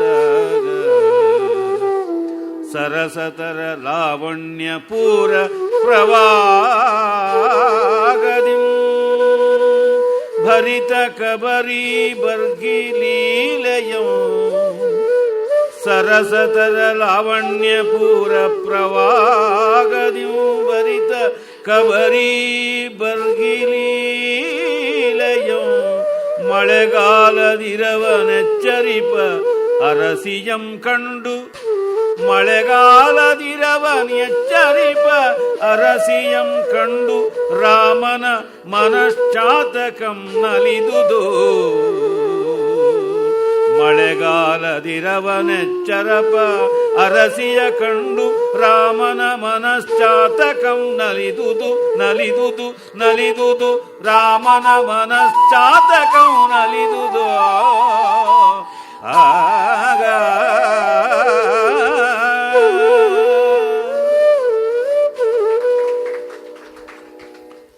ಕೆದಿಲಾಯರ ಕಾವ್ಯವಾಚನದಲ್ಲಿ ಸಂಗೀತದ ತಿಹಾಯಿಗಳು ಬರ್ತಾ ಇರ್ತವೆ. ಆಗಾಗ ಸಾಮಾನ್ಯ ಎಷ್ಟೋ ಕಾವ್ಯವಾಚನಗಳಲ್ಲಿ ಕಾಣೋಲ್ಲ. ಇವನ್ನೆಲ್ಲ ಮಾಡಬಾರದು, ಹೀಗೆ ಮಾಡಬೇಕು ಅಂತ ಯಾವ ಬ್ರಹ್ಮಲಿಪಿಯೂ ಇಲ್ಲ. ರಸೋಚಿತವಾಗಿ ಆ ಸಂದರ್ಭದಲ್ಲಿ ಕಲಾವಿದರಿಗೆ ಏನು ತೋರುತ್ತದೆ ಹಾಗೆ ಎಷ್ಟೋ ಕಲೆಗಳಿಗೆ ತುಂಬ ಶಿಸ್ತಿನ ಶಾಸ್ತ್ರ ಇರುವುದಿಲ್ಲ. ಕಾರಣ ಅವುಗಳಿಗೆ ಜೀವಂತಿಕೆ ಇರುವುದರಿಂದ. ಶಾಸ್ತ್ರ ಬರುವುದು ಯಾವಾಗ ಒಂದು ಕಲೆಯ ಸಂಪೂರ್ಣ ವಿಕಾಸವಾಗಿ ಅದು ಮುಗಿದೇ ಹೋದ ಮೇಲೆ. History will be written only when the events are over ಅಂತಾರಲ್ಲ. ನಮ್ಮ ದೇಶದಲ್ಲಿ ಐತಿಹಾಸಿಕ ಪ್ರಜ್ಞೆ ಇಲ್ಲ ಅಂತ ತುಂಬ ಈಚೆಗೆ ಮಾಡುವ ಆಕ್ಷೇಪಕ್ಕೆ ಇದೊಂದು ಸಮರ್ಥವಾದ ಉತ್ತರ ಅನಿಸುತ್ತದೆ. ನಮ್ಮಲ್ಲಿ ಇನ್ನೂ ಮುಗದೇ ಇಲ್ಲ, ರಾಮಾಯಣವೇ ನಡೆದಿಲ್ಲ. ಪ್ರತಿ ವರ್ಷವೂ ರಾಮ ನವಮಿಯಾಗಿ ರಾಮನ ಜನ್ಮೋತ್ಸವ ಆಗುತ್ತದೆ. ಮತ್ತು ನವರಾತ್ರದಲ್ಲಿ ರಾಮಲೀಲೆ ಮಾಡ್ತಾರೆ. ಬೇರೆ ಬೇರೆ ಸನ್ನಿವೇಶಗಳಲ್ಲಿ ರಾಮನನ್ನು ಕರೆದುಕೊಂಡು ಹೋಗೋದು. ಆ ರಾಮ ಲಕ್ಷ್ಮಣ ಸೀತಾ ಇತ್ಯಾದಿ ದೇವತಾ ಪಾತ್ರಗಳನ್ನು ಧರಿಸುವವರನ್ನ ಪಾತ್ರಗಳು ಅಂತ ಕರೆಯೋಲ್ಲ, ಸ್ವರೂಪ ಅಂತ ಕರೀತಾರೆ. ಉತ್ತರ ಭಾರತದಲ್ಲಿ ರಾಮ ಸ್ವರೂಪ್, ಲಕ್ಷ್ಮಣ ಸ್ವರೂಪ್ ಅಂತೆಲ್ಲ ಹೆಸರು ಉಂಟಲ್ಲ. ಅದಕ್ಕೆ ಕಾರಣ ಅವು ದೇ ಆರ್ ನಾಟ್ ಕ್ಯಾರೆಕ್ಟರ್ಸ್, ವೇಷಗಳಲ್ಲ, ಸ್ವರೂಪ. ಆ ಮಕ್ಕಳಿಗೆ ರಾಮ ಸೀತೆ ಹೌದೇ ಹೌದು ಅಂತಂತ ಪೂಜೆ ಪುರಸ್ಕಾರವನ್ನೆಲ್ಲ ಮಾಡ್ತಾರೆ. ಈ ಮೂಲಕವಾಗಿ ನಮಗೆ ರಾಮಾಯಣವೇ ಆಗಿ ಹೋಗಿಲ್ಲ ಇನ್ನು. ಹಾಗಿದ್ದಾಗ ನಾವು ರಾಮಾಯಣೋತ್ತರವಾದ ಘಟನೆಗಳನ್ನು ಹೇಗೆ ದಾಖಲೆ ಮಾಡೋದಕ್ಕೆ ಸಾಧ್ಯ? ನಮಗಿನ್ನು ತ್ರೇತಾಯುಗವೇ ಮುಗಿದಿಲ್ಲ. ಇನ್ನು ದ್ವಾಪರ ಮತ್ತು ಕಲಿಯುಗಗಳ ಪ್ರಸ್ತಾವವಾದರೂ ಬರುವುದು ಹೇಗೆ? ಈ ದೃಷ್ಟಿಯಿಂದ ಕಂಡಾಗ ಅವರು ಇಲ್ಲಿ ಈಗ ಮಾಡಿದಂಥ ಮುಕ್ತಾಯ ಇದೆಯಲ್ಲ, ಆ ಥರದ್ದು ಹಲವು ಕಡೆ ಬರುತ್ತದೆ. ಏಕತಾನತೆಯನ್ನು ಒಡೆಯುವುದಕ್ಕೆ ಎಷ್ಟು ಚೆನ್ನಾಗಿ ಬಳಕೆ ಆಗುತ್ತದೆ. ಮತ್ತೆ ಒಂದು ಒತ್ತಿ ಹಿಡಿಯುವುದು ಹೇಳಬೇಕಾದ ಸನ್ನಿವೇಶ ಅಲ್ಲಿಗೆ ಸರಿಯಾಗಿ ಛಂದಸ್ಸು ಒದಗಿ ಬರುತ್ತದೆ. ಆ ಪಂಚಮಾತ್ರೆಗಳ ಖಂಡಗತಿಯಲ್ಲಿ ಅದು ಧೀಂ ತತೀಂ ಧೀಂ ತತೈ ಧೀಂ ತದೀಂ ಧೀಂ ತತೈ ತೋಮ್ ಅಂತ ಮುಗಿಯುತ್ತದೆ. ಲಯವಿಲ್ಲದ ಹಾಡು ಯಾವುದುಂಟು, ತಾಳವಿಲ್ಲದೆ ಈ ತಾಳಬದ್ಧವಾದ ಪ್ರಬಂಧಗಳನ್ನು ವಿತಾಲವಾಗಿ ಹಾಡ್ತಾರೆ. ಗಮಕದ ವಿಶಿಷ್ಟತೆ ಯಾವುದು? ಸಾಹಿತ್ಯದ ಕಡೆಗೆ ಗಮನ ಬರಬೇಕು, ಮತ್ತು ಓದುಗನಿಗೆ ಒಂದು ಸ್ವಾತಂತ್ರ್ಯ ಇರಬೇಕು.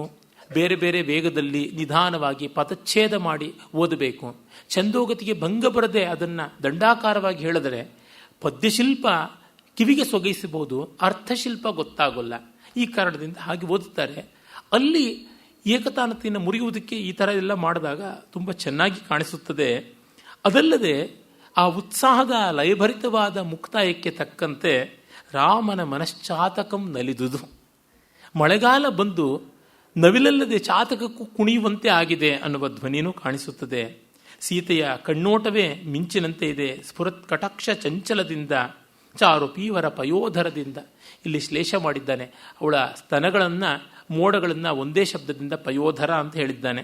ಪರಿವೃತ ಸುಮೇಖಲಾ ತರಳ ಸತ್ಕಲ ಕಿಂಕಿಣೀ ಘನಸ್ವನದಿಂದ, ಕಿಂಕಿಣೀ ಘನಸ್ವನ ಘನವಾದ ಗೆಜ್ಜೆಗಳ ಶಬ್ದ ಅಂತ, ಗೆಜ್ಜೆಗಳಂತಹ ಮೋಡಗಳ ಶಬ್ದದಿಂದ ಅಂತ ಹೀಗೆ ಗುಡುಗನ್ನು ತಂದಿದ್ದಾನೆ. ಇನ್ನು ಕಣ್ಕಣಗಳಿಂದ ಅಲ್ಲಿ ಮತ್ತೆ ಶ್ಲೇಷ ಉಂಟು. ಸೀತೆ ಕೈಗೆ ಕಂಕಣಗಳನ್ನು ತೊಟ್ಟಿದ್ದಾಳೆ, ಬಳೆಗಳು.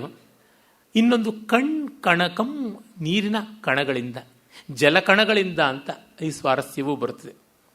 ಇನ್ನು ಸರಸತರ ಲಾವಣ್ಯಪೂರ ಪ್ರವಾಹದಿಂದ, ಸರಸತರ ಅನ್ನುವಲ್ಲಿ ರಸದಿಂದ ಕೂಡಿರುವ, ನೀರಿನಿಂದ ಕೂಡಿರುವ ಲಾವಣ್ಯ ಸುಂದರವಾದ ಪ್ರವಾಹ ಅಂತ, ರಸಮಯವಾದ ಇವಳ ಸೌಂದರ್ಯ ಪ್ರವಾಹದಿಂದ ಅಂತಲೂ ಆಗುತ್ತದೆ. ಕಬರಿ ಬರ್ಹಿ ಲೀಲೆಯಂ, ಕಬರಿ ಬರ್ಹಿ ಲೀಲೆ, ಅವಳ ಸೋರ್ಮುಡಿ ಸೋಗೆಯ ಗರಿಗಳಂತೆ ಇವೆ ಅಂತ, ನವಿಲಿನ ಗರಿಗಳಂತೆ ಅವಳ ಸೋರ್ಮುಡಿ ಇದೆ. ಇನ್ನು ಮಳೆಗಾಲದಂತೆ ಇರುವನು ಎಚ್ಚರಿಪ ರಸಿಯಂ ಕಂಡು, ಈ ಪದ ತುಂಬ ಸುಂದರವಾಗಿದೆ. ಹೀಗೆ ಮಳೆಗಾಲದಿರವ ನೆಚ್ಚರಿ ಪರಸಿಯಂ ಕಂಡು, ಮಳೆಗಾಲದ ಇರವನ್ನು ತನ್ನ ಎರವಿನ ಮೂಲಕವಾಗಿಯೇ ಎಚ್ಚರಿಸ್ತಾ ಇದ್ದಾಳಂತೆ. ತಾನು ಮಳೆಗಾಲದಂತೆ ಅಂತ ಅಲ್ಲಿ ಸ್ವಾರಸ್ಯ ಇದೆ. ಮಳೆಗಾಲ ಇಲ್ಲದೆ ಇದ್ದರೆ ಫಲವಂತಿಕೆ ಇಲ್ಲ. ಕರ್ತುಂ ವೆಚ್ಚ ಪ್ರಭವತಿ ಮಹಿ ಮುಚ್ಚಿಲೀಂಧ್ರಾಂ ಅವಂಧ್ಯಾಮ್ ಅಂತ ಮೇಘದೂತದಲ್ಲಿ ಕಾಳಿದಾಸ ಹೇಳ್ತಾನಲ್ಲ, ಮಳೆ ಇಲ್ಲದಿದ್ದರೆ ಭೂಮಿಗೆ ಬಂಜೆತನ ಬಂದುಬಿಡುತ್ತದೆ ಅಂತ. ಹೀಗೆ ಇವಳು ಬಂಜೆತನಕ್ಕೆ ದೂರ ಇರುವ ಮಳೆಗಾಲದಂತೆಯೇ ಕಾಣಿಸ್ತಾ ಇದ್ದಾಳೆ. ಫಲೀಕರಣ ಶಕ್ತಿ ಇದೆ ಎನ್ನುವ ಸ್ವಾರಸ್ಯವೂ ಬರುತ್ತದೆ. ರಾಮನ ಮನಶ್ಚಾತಕಂ ನಲಿದುದು. ರಾಮ ಇಂಥ ಮಳೆಗಾಲದಲ್ಲಿ ತನ್ನ ತೃಷೆಯನ್ನು ಹಿಂಗಿಸಿಕೊಳ್ಳಬೇಕು ಅಂತ ತುಂಬ ಸುಂದರವಾದ ಶೃಂಗಾರವನ್ನು ಬಹಳ ಸಟಲ್ ಆಗಿ ಅಂಡರ್ಪ್ಲೇ ಮಾಡಿ ಹೇಳಿರುವ ಕವಿಯ ಕೌಶಲ ನಿಜಕ್ಕೂ ಮೆಚ್ಚುವಂಥದ್ದಾಗಿದೆ. ಆಮೇಲೆ ಸೀತೆಗೆ ಸಂತಾನವಾಗುತ್ತದೆ, ಆ ಗರ್ಭಿಣಿ ಆಗ್ತಾಳೆ. ಅವಳಿಗೆ ಸಂತಾನಕ್ಕೆ ಪಾಪ ಪರಿತ್ಯಾಗ ಆಗಬೇಕಲ್ಲ, ಅವಳಿಗೆ ಸೀಮಂತಾದಿಗಳನ್ನೆಲ್ಲ ಮಾಡ್ತಾರೆ. ಅದನ್ನು ಕವಿ ಚೆನ್ನಾಗಿ ವಿವರವಿವರವಾಗಿ ವರ್ಣಿಸ್ತಾನೆ. ಸೀಮಂತದ ಕಥೆಗಳು ಎಲ್ಲ ಕೂಡ ಬರುತ್ತವೆ. ಕಥಾ ಸ್ವಾರಸ್ಯ ಅಂತ ಅಲ್ಲಿ ಇಲ್ಲ, ಇರುವುದು ಕಥಾನಕದ ವಿವರ. ಅಲಂಕಾರಾದಿಗಳು ಅಲ್ಲಿ ಇಲ್ಲ, ಇರುವುದು ವೈದಿಕವಾದ ವಿವರ. ಲಕ್ಷ್ಮೀಶನಿಗೆ ಎಷ್ಟು ತಿಳುವಳಿಕೆ ಇತ್ತು ಇದರೊಳಗೆ ಅಂತ ಗೊತ್ತಾಗುತ್ತದೆ.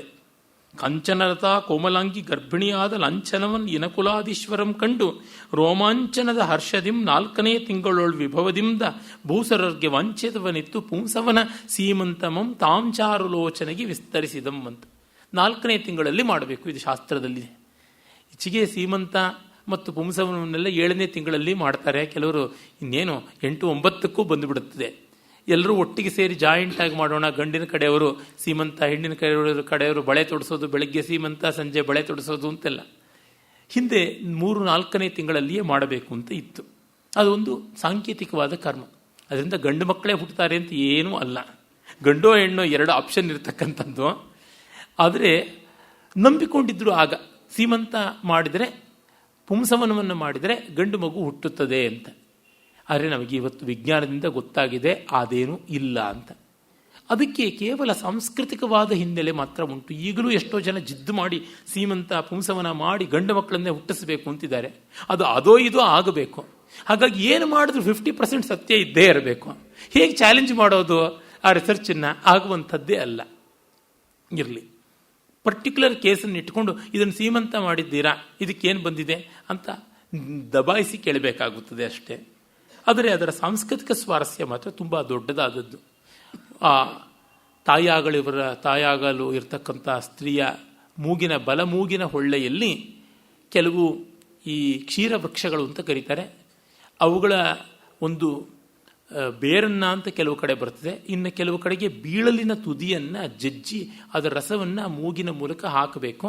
ಹಾಗೆ ಹಾಕಿದಾಗ ಅವಳಿಗೆ ಆ ಪುಂಸತ್ವ ಅಂದರೆ ಪುಂಶಿಶುವನ್ನು, ಗಂಡು ಮಗುವನ್ನು ಹಿಡಿಯತಕ್ಕಂಥ ಶಕ್ತಿ ಬರುತ್ತದೆ ಅಂತ ಹೀಗೆಲ್ಲ ಉಂಟು. ಆಮೇಲೆ ಭರತ ವೀಣಾವಾದನವನ್ನು ಮಾಡ್ತಾನೆ. ಅವನು ಸೀಮಂತ ಆಗ್ತಕ್ಕಂಥ ಸ್ತ್ರೀಗೆ ವೀಣಾವಾದನವನ್ನು ಕೇಳಿಸಬೇಕು ಅಂತ ಉಂಟು. ನಮ್ಮ ಸಾಂಸ್ಕೃತಿಕವಾದ ಚೌಕಟ್ಟಿನಲ್ಲಿ ಎಷ್ಟು ಕಲೆ ಬರುತ್ತದೆ ಅನ್ನೋದಕ್ಕೆ ಇದೊಂದು ಒಳ್ಳೆಯ ಸಾಕ್ಷಿಯಾಗಿದೆ. ನಾನು ಬಲ್ಲಂತೆ ಸಿನಿಮಾದಲ್ಲಿ ಇದನ್ನು ತುಂಬ ಚೆನ್ನಾಗಿ ಬಳಸ್ಕೊಂಡವರು ಲಕ್ಷ್ಮೀನಾರಾಯಣ್ ಅವರು, ಲಕ್ಷ್ಮೀನಾರಾಯಣ್ ಅನ್ಸುತ್ತೆ, NL ಅಂತ ಕರೀತಾ ಇದ್ರು. ಆ ನಾಂದಿ ಸಿನಿಮಾದಲ್ಲಿ ಚಂದ್ರಮುಖಿ ಪ್ರಾಣಸಖಿ ಅಂತ ಅದರೊಳಗೆ ವೀಣೆಯನ್ನು ನುಡಿಸ್ತಕ್ಕಂಥದ್ದು ಬರುತ್ತೆ.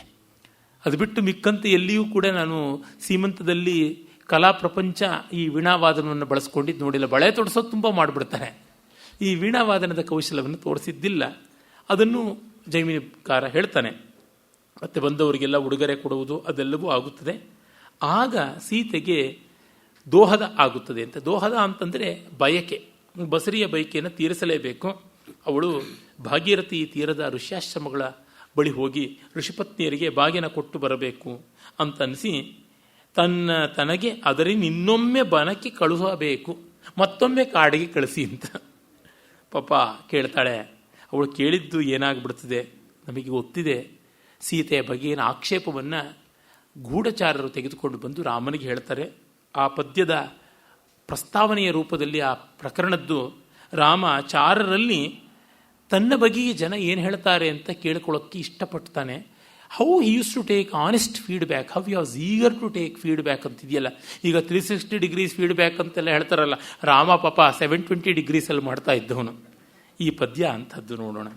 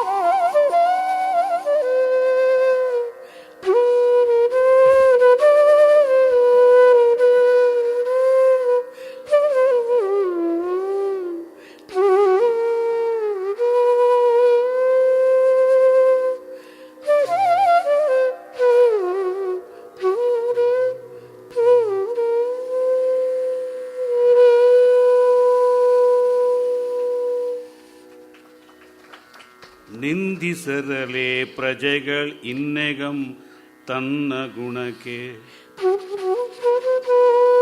ನಿಂದಿಸರಲೆ ಪ್ರಜೆಗಳ್ ಇನ್ನೆಗಂ ತನ್ನ ಗುಣಕ್ಕೆ, ವಂದಿಸರಲೆ ಪಳಿವಂ ಅಮಲತರ ಕೀರ್ತಿಯಂ ಕಂದಿಸರಲೆ, ಅಮಲತರ ಕೀರ್ತಿಯಂ ಕಂದಿಸರಲೆ.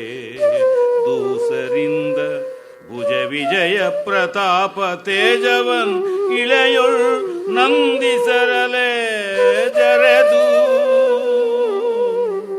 ದೂಸರಿಂದ ಭುಜ ವಿಜಯ ಪ್ರತಾಪ ತೇಜವನಿಳೆಯೊಳು ನಂದಿಸರಲೆ ಜರೆದು, ನಿಜ ವಂಶದೇಳ್ಗೆಯಂ ಕುಂದಿಸರಲೆ, ನಿಜ ವಂಶದೇಳ್ಗೆಯಂ ಜರೆದು ಕುಂದಿಸರಲೆ.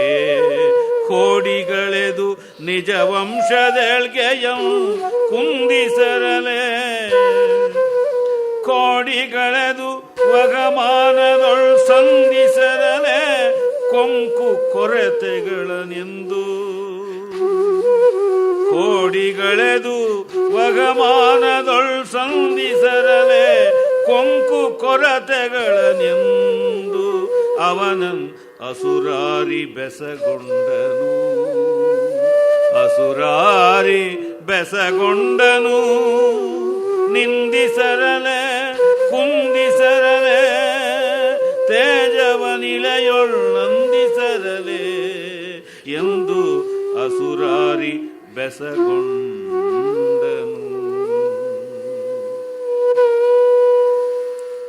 ತನ್ನ ಆ ಪ್ರಣಿಧಿಗಳಿಗೆ ದೂತರಿಗೆ ಹೇಳ್ತಾನೆ, ನಿಂದಿಸರಲೆ ಪ್ರಜೆಗಳಿನ್ನೆಗಂ ತನ್ನ ಗುಣ ಕುಂದಿಸರಲೆ ಪಳಿವನ್. ತನ್ನ ಪ್ರಜೆಗಳು ತನ್ನನ್ನು ನಿಂದಿಸ್ತಾ ಇಲ್ಲ ತಾನೆ, ತನ್ನ ಗುಣಕ್ಕೆ ಹಳಿವನ್ನು ಕಳಂಕವನ್ನು ಅಂಟಿಸ್ತಾ ಇಲ್ಲ ತಾನೆ, ತನ್ನನ್ನು ಬೈತಾ ಇಲ್ಲ ತಾನೆ ಅಂತ ಮೊದಲಿಗೆ ಒಂದು. ಮತ್ತೆ ತನ್ನಲ್ಲಿ ಇಲ್ಲದ ದುರ್ಗುಣವನ್ನು ಆರೋಪ ಮಾಡ್ತಾ ಇಲ್ಲ ತಾನೆ, ಗಾಸಿಪಿಂಗ್ ನಡೀತಾ ಇಲ್ಲ ತಾನೆ ಅಂತ. ಯಾಕೆಂದರೆ ಇಲ್ಲದನ್ನು ಎಷ್ಟೋ ಮಾಡ್ಬೋದಲ್ವಾ. ಈಚೆಗೆಲ್ಲ ವಾಟ್ಸಪ್ನಲ್ಲಿ ತುಂಬ ದೊಡ್ಡ ರೀತಿಯಲ್ಲಿ ಬರ್ತಾ ಇತ್ತು, ಅಂಬಾನಿ ಮಕ್ಕಳ ಕಾಲಿಗೆ ನರೇಂದ್ರ ಮೋದಿ ಬೀಳ್ತಾ ಇರೋ ತರಹ ಒಂದು ಫೋಟೋಶಾಪ್ ಮಾಡ್ತಕ್ಕಂಥ ಒಂದು ಚಿತ್ರ. ಈ ಥರದ್ದು ಎಲ್ಲ ರಾಜಕಾರಣಿಗಳ ಬಗ್ಗೆನೂ ಬೇಕಾದಷ್ಟು ಉಂಟು. ಇವೆಲ್ಲ ಕಳಂಕವನ್ನು ಹೊಂದಿಸರಲೆ ಅಂತ ಇರತಕ್ಕಂಥದ್ದು. ಅಮಲತರ ಕೀರ್ತಿಯಂ ಕಂದಿಸರಲೆ, ಆ ರಘುವಂಶಕ್ಕೆ ಇರುವ ಅಮಲವಾದ ಕೀರ್ತಿಯನ್ನು, ಕೀರ್ತಿ ಅಂದರೆ ultimately it is confidence built, ಜನರ ವಿಶ್ವಾಸವೇ ಕೀರ್ತಿ, ಇನ್ಯಾವುದೂ ಅಲ್ಲ. ಹಾಗೆ ದೂಸರಿಂದ ಅಂದರೆ ಮೈಲಿಗೆಯಿಂದ ಆಕ್ಷೇಪಗಳಿಂದ ಕೀರ್ತಿಯನ್ನು ಕಂದಿಸ್ತಾ ಇಲ್ಲ ತಾನೆ. ಭುಜ ವಿಜಯ ಪ್ರತಾಪ ತೇಜವನು ಇಳೆಯೋಳು ನಂದಿಸರಲೆ, ಆ ಪ್ರತಾಪ ತೇಜಸ್ಸು ರಾಮನದೆಂಥದ್ದು, ಆ ಪ್ರತಾಪಾರ್ಚಿಯನ್ನು ಪ್ರತಾಪ ಜ್ಯೋತಿಯನ್ನು ನಂದಿಸ್ತಾ ಇಲ್ಲ ತಾನೆ, ಆರಿಸ್ತಾ ಇಲ್ಲ ತಾನೆ. ಜರೆದು ನಿಜವಂಶದೇಳಿಗೆಯಂ ಕುಂದಿಸರಲೆ, ಸುಮ್ಮನೆ ಬೀದಿನಲ್ಲಿ ನಿಂತು ಹಳಿತಾ ಇಲ್ಲ ತಾನೆ, ಎಲ್ಲೋ ಜರ್ನಲಿಸಮ್ ನಡೀತಾ ಇಲ್ಲ ತಾನೆ. ಕೋಡಿಗೆಳೆದು ವಹಮಾನದುಳ್ ಸಂಧಿಸರಲೇ ಕೊಂಕು, ತುಂಬ ಅತಿಮಾನಿತ್ವದಿಂದ ಕೊಂಕಾಡ್ತಾ ಇಲ್ಲ ತಾನೆ. ಹೀಗೆ ಕೊರತೆ ಕುಂದು ಯಾವುದಿದೆ ಅದನ್ನು ಹೇಳು ಅಂತ ಕೇಳ್ತಾನೆ. ಸ್ನೇಹಂ ದಯಾಂಚ ಸೌಖ್ಯಂಚ ಯದಿವಾ ಜಾನಕೀಮಪಿ ಆರಾಧನಾಯ ಲೋಕಸ್ಯ ಮುಂಚತೋ ನಾಸ್ತಿಮೇ ವ್ಯಥ. ಇದು ರಾಮನ ಮಾತು ಉತ್ತರ ರಾಮಚರಿತೆಯಲ್ಲಿ ಆದಿಯಲ್ಲೇ ಬರುತ್ತದೆ. ಸ್ನೇಹ ದಯೆ ಸೌಖ್ಯ ಕಡೆಗೆ ಸೀತೆಯನ್ನೂ ಕೂಡ ಲೋಕಾರಾಧನೆಗಾಗಿ ಬಿಡುವುದಕ್ಕೆ ಸಿದ್ಧ ಅಂತ. ರಾಮನ ಲೋಕಾರಾಧನೆಯ ಮಟ್ಟ ಉಗ್ರವಾದದ್ದು. ಒಂದು ಸುಭಾಷಿತ ಹೇಳುತ್ತದೆ, ಶ್ರೀರಾಮಸ್ಯ ಪುನಾತು ಲೋಕವಶತಾ ಜಾನಕ್ಯುಪೇಕ್ಷಾ ಅವಧಿ ಅಂತ. ರಾಮನ ಲೋಕ ಪರವಶತೆ ಕಟ್ಟಿಕೊಂಡವಳನ್ನು ಅಟ್ಟಿ ಬಿಡುವ ಮಟ್ಟದ್ದು, ಅದು ನಮ್ಮನ್ನು ಕಾಪಾಡಲಿ ಅಂತ. ಈ ಮಟ್ಟದಲ್ಲಿ ಲೋಕಾಂಗೀಕೃತಿಯನ್ನು ನಿರೀಕ್ಷೆ ಮಾಡ್ತಾ ಇದ್ದಾನೆ. ಹಾಗೆ ಅವನು ಕೇಳ್ತಾನೆ, ಪಾಪ ಕೇಳಿದ್ರೆ ಅವರು ಏನು ಹೇಳ್ತಾರೆ, ಆಗಿದ್ದು ತುಂಬ ದೊಡ್ಡ ಅನರ್ಥ ಅಂತ ಹೇಳ್ತಾರೆ, ನಮಗೆಲ್ಲ ಗೊತ್ತಿರುವುದೇ. ಆದರೆ ಇಲ್ಲಿ ತಾನು ಮಡದಿಯಂ ಮತ್ತೆ ರಘುನಾಥನಂತೆ ಕೊಂಡಾಳುವವನಲ್ಲ, ಅಂಡಲೆದು ಎನ್ನನ್ ಅಗಲಿದ್ದ ಮಡದಿಯಂ ಮತ್ತೆ ರಘುನಾಥನಂತೆ ಕೊಂಡಾಳುವವನಲ್ಲ ತಾನೆಂದು ರಜಕನ್ ಉದ್ದಂಡದೊಳ್ ನುಡಿಯೆ. ಒಬ್ಬ ರಜಕ ಅಗಸ ನುಡಿದದ್ದು ಅಂತ. ಊರ ಜನರ ಬಟ್ಟೆಗಳ ಕೊಳೆಯನ್ನೆಲ್ಲ ತೊಳೆದು ಬಿಸಾಡ್ತಕ್ಕಂಥವನು, ಒಗೆದು ಹಾಕ್ತಕ್ಕಂಥವನು, ಬಡಿದು ಒಗೆಯುವ ಕಲ್ಲಿಗೆ ಬಡಿದು ನೀರಿನಲ್ಲಿ ಜಾಲಿಸಿ ಬಿಸಿಲಿಗೆ ಒಣಗಾಕ್ತಕ್ಕಂಥವನು. Washing the dirty linen in public ಅನ್ನುವ ಗಾದೆ ಇದೆಯಲ್ಲ, ಅದಂದರೆ ಇದೇನೆ. ಅವನು ಈಗ ರಾಮನ ಕುಲ ಮರ್ಯಾದೆಯನ್ನು, ವ್ಯಕ್ತಿ ಮರ್ಯಾದೆಯನ್ನು ಊರಿನ ನಡುವೆ ತಂದು ಒಗೆದೊಗೆದು ಬೀಸಿ ಬಡಿದು ಜಾಲಾಡಿ, ಸೋಪು ಸಿಗಕಾಯಿ ಇಲ್ಲದೆ ಮಾನ ತೊಳೆಯೋದು ಅಂತಾರಲ್ಲ, ಇದೆಲ್ಲ ಹಾಕಿಯೇ ಇವನು ಮಾನ ತೊಳೆದು ಒಣಗಾಕಿಬಿಟ್ಟಿದ್ದಾನೆ, ತಂತಿ ಮೇಲೆ ನೇತು ಹಾಕಿಬಿಟ್ಟಿದ್ದಾನೆ. ಅಗಸ ಲೋಕದ ಕೊಳೆ ತೊಳೆಯುವವನು ರಾಮನಿಗೆ ಇಲ್ಲದ ಕಳಂಕವನ್ನು ಅಂಟಿಸಿ ತೊಳೆಯುತ್ತೀನಿ ಅಂತ ಆಕ್ಷೇಪ ಮಾಡಿದ್ದಾನಲ್ಲ, ಆ ಪ್ರತಿಮೆ ತುಂಬ ಚೆನ್ನಾಗಿದೆ. ಯಾರ ಬಾಯಲ್ಲೋ ಅಂತ ಹೇಳ್ಬೋದಾಗಿತ್ತು, ಇಡೀ ಲೋಕವೇ ಆಕ್ಷೇಪ ಮಾಡಿದ್ದು, ಗಾಸಿಪ್ ಮಾಡ್ತಾ ಇದ್ದಿದ್ದು ಅಂತ ವಾಲ್ಮೀಕಿ ರಾಮಾಯಣದ ಸಂಗತಿ. ಆದರೆ ಯಾವುದೋ ಒಬ್ಬ XYZ ಕಶ್ಚಿತ್ ಯಕ್ಷಃ ಕಶ್ಚಿತ್ ಟಾಮ್ ಡಿಕ್ ಅಂಡ್ ಹ್ಯಾರಿ ಅಂತಂದರೆ ಅಗಸನೇ ಯಾಕೆ ಅನ್ನೋದಕ್ಕೆ ಈ ಧ್ವನಿ ಸ್ವಾರಸ್ಯ ಇದೆ ಅಂತ ಪ್ರೊಫೆಸರ್ ಆರಾಮಿತ್ರ ಅವರು ಹೇಳ್ತಾ ಇದ್ರು. ಹೀಗೆ ಅವರು ಹೇಳ್ತಾರೆ. ಅದು ಮಾತ್ರವಲ್ಲದೆ ಇದನ್ನು ನಾವು ಏನಂತ ಹೇಳುವುದು, ನಿನ್ನ ತೀರ್ಮಾನಕ್ಕೆ ಬಿಟ್ಟಿದ್ದು, ನಾವಂತೂ ಇದರ ಬಗ್ಗೆ ನಿಮಗೇನು ಹೇಳೋದಿಲ್ಲ ಅಂತ ಹೇಳಿ ಕಾಲ್ಗೆರೆದು ನುಡಿಸಲಮ್ಮದೆ ಸುಮ್ಮನಿರುತ್ತಿರ್ತಾರೆ. ಆಗ ರಾಮ ತಮ್ಮಂದ್ರನ್ನು ಕರೆಸಿ ಏನು ಮಾಡೋಣ ಅಂತಾನೆ. ಅವರು ಸುಮ್ಮನೆ ಇದ್ದಾರೆ. ತೀರ್ಮಾನ ಯಾರು ತಗೊಳ್ಳಲಾರರು. ಏನಂತ ಹೇಳಿ ಯಾರು, ಹೆಂಡತಿನ ಬಿಡು ಅಂತ ಹೇಳೋದಾ, ಇಲ್ಲ ಅದನ್ನು ಉಪೇಕ್ಷೆ ಮಾಡು ಅಂತ ಹೇಳೋದಾ? ತುಂಬ ಕಷ್ಟ. ಅಷ್ಟೇಕೆ ನಮ್ಮ ಸಾಮಾನ್ಯರಲ್ಲಿಯೇ ಬದುಕಿನಲ್ಲಿ ತುಂಬ ಸಂದಿಗ್ಧ ಬಂದಾಗ, ಆತ್ಮೀಯರ ನಡುವೆ ಬಿರುಕು ಬಂದಾಗ ಏನು ಮಾಡೋಣ ಹೇಳಿ ಅಂತಂದರೆ, ತೆಪ್ಪಿಗೆ ಬಿಟ್ಟಾಕಿ ಅಂತ ಹೇಳೋದಾಗತ್ಯ, ಅವ್ರ ಹತ್ರ ಹೋಗಿ ಗಿಂಜಿಕೊಳ್ಳಿ ಅಂತ ಹೇಳೋದಾ? ಏನು ಹೇಳೋಕ್ಕಾಗಲ್ಲ. ಆತ್ಮೀಯರಿಗೆ ಮೌನವೇ ಶರಣ್ಯವಾಗುತ್ತದೆ. ಆ ರೀತಿಯಲ್ಲಿ ಅವರು ಸುಮ್ಮನೆ ಇದ್ದಾರೆ. ಆಗ ರಾಮ ತನ್ನ ನಿಲುವನ್ನು ಹೇಳ್ತಾನೆ. ಆ ಮಾರ್ಮಿಕವಾದ ಪದ್ಯ ನೋಡಿ ಹೇಗಿದೆ.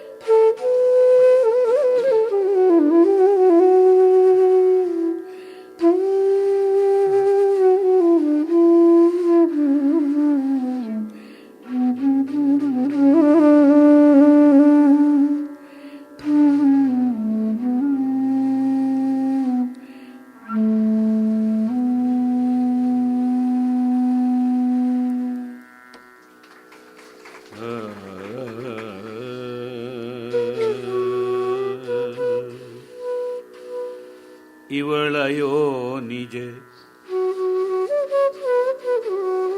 ರೂಪಗುಣಶೀಲ ಸಂಪನ್ನೆ ಭುವನ ಪಾವನೆ ಪುಣ್ಯಚರಿತೆ ಮಂಗಳ ಮಹೋತ್ಸವೆ ಪತಿವ್ರತೆ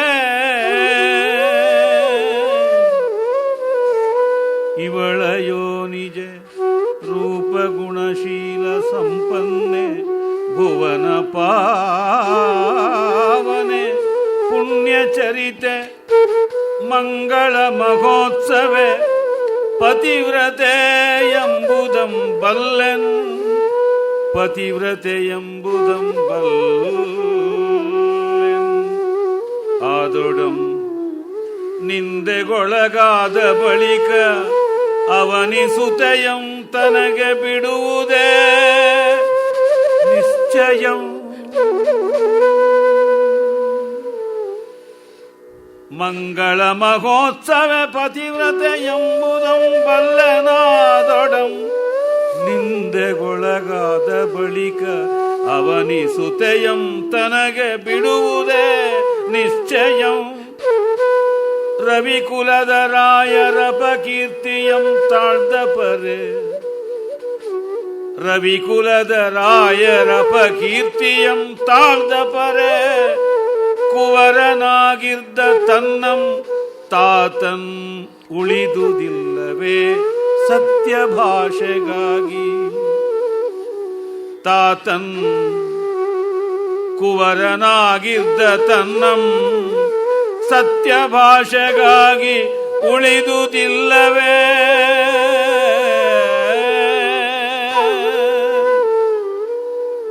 ಅವನಿಸುತೆಯಂ ತನಗೆ ಬಿಡುವುದೇ ನಿಶ್ಚಯಂ.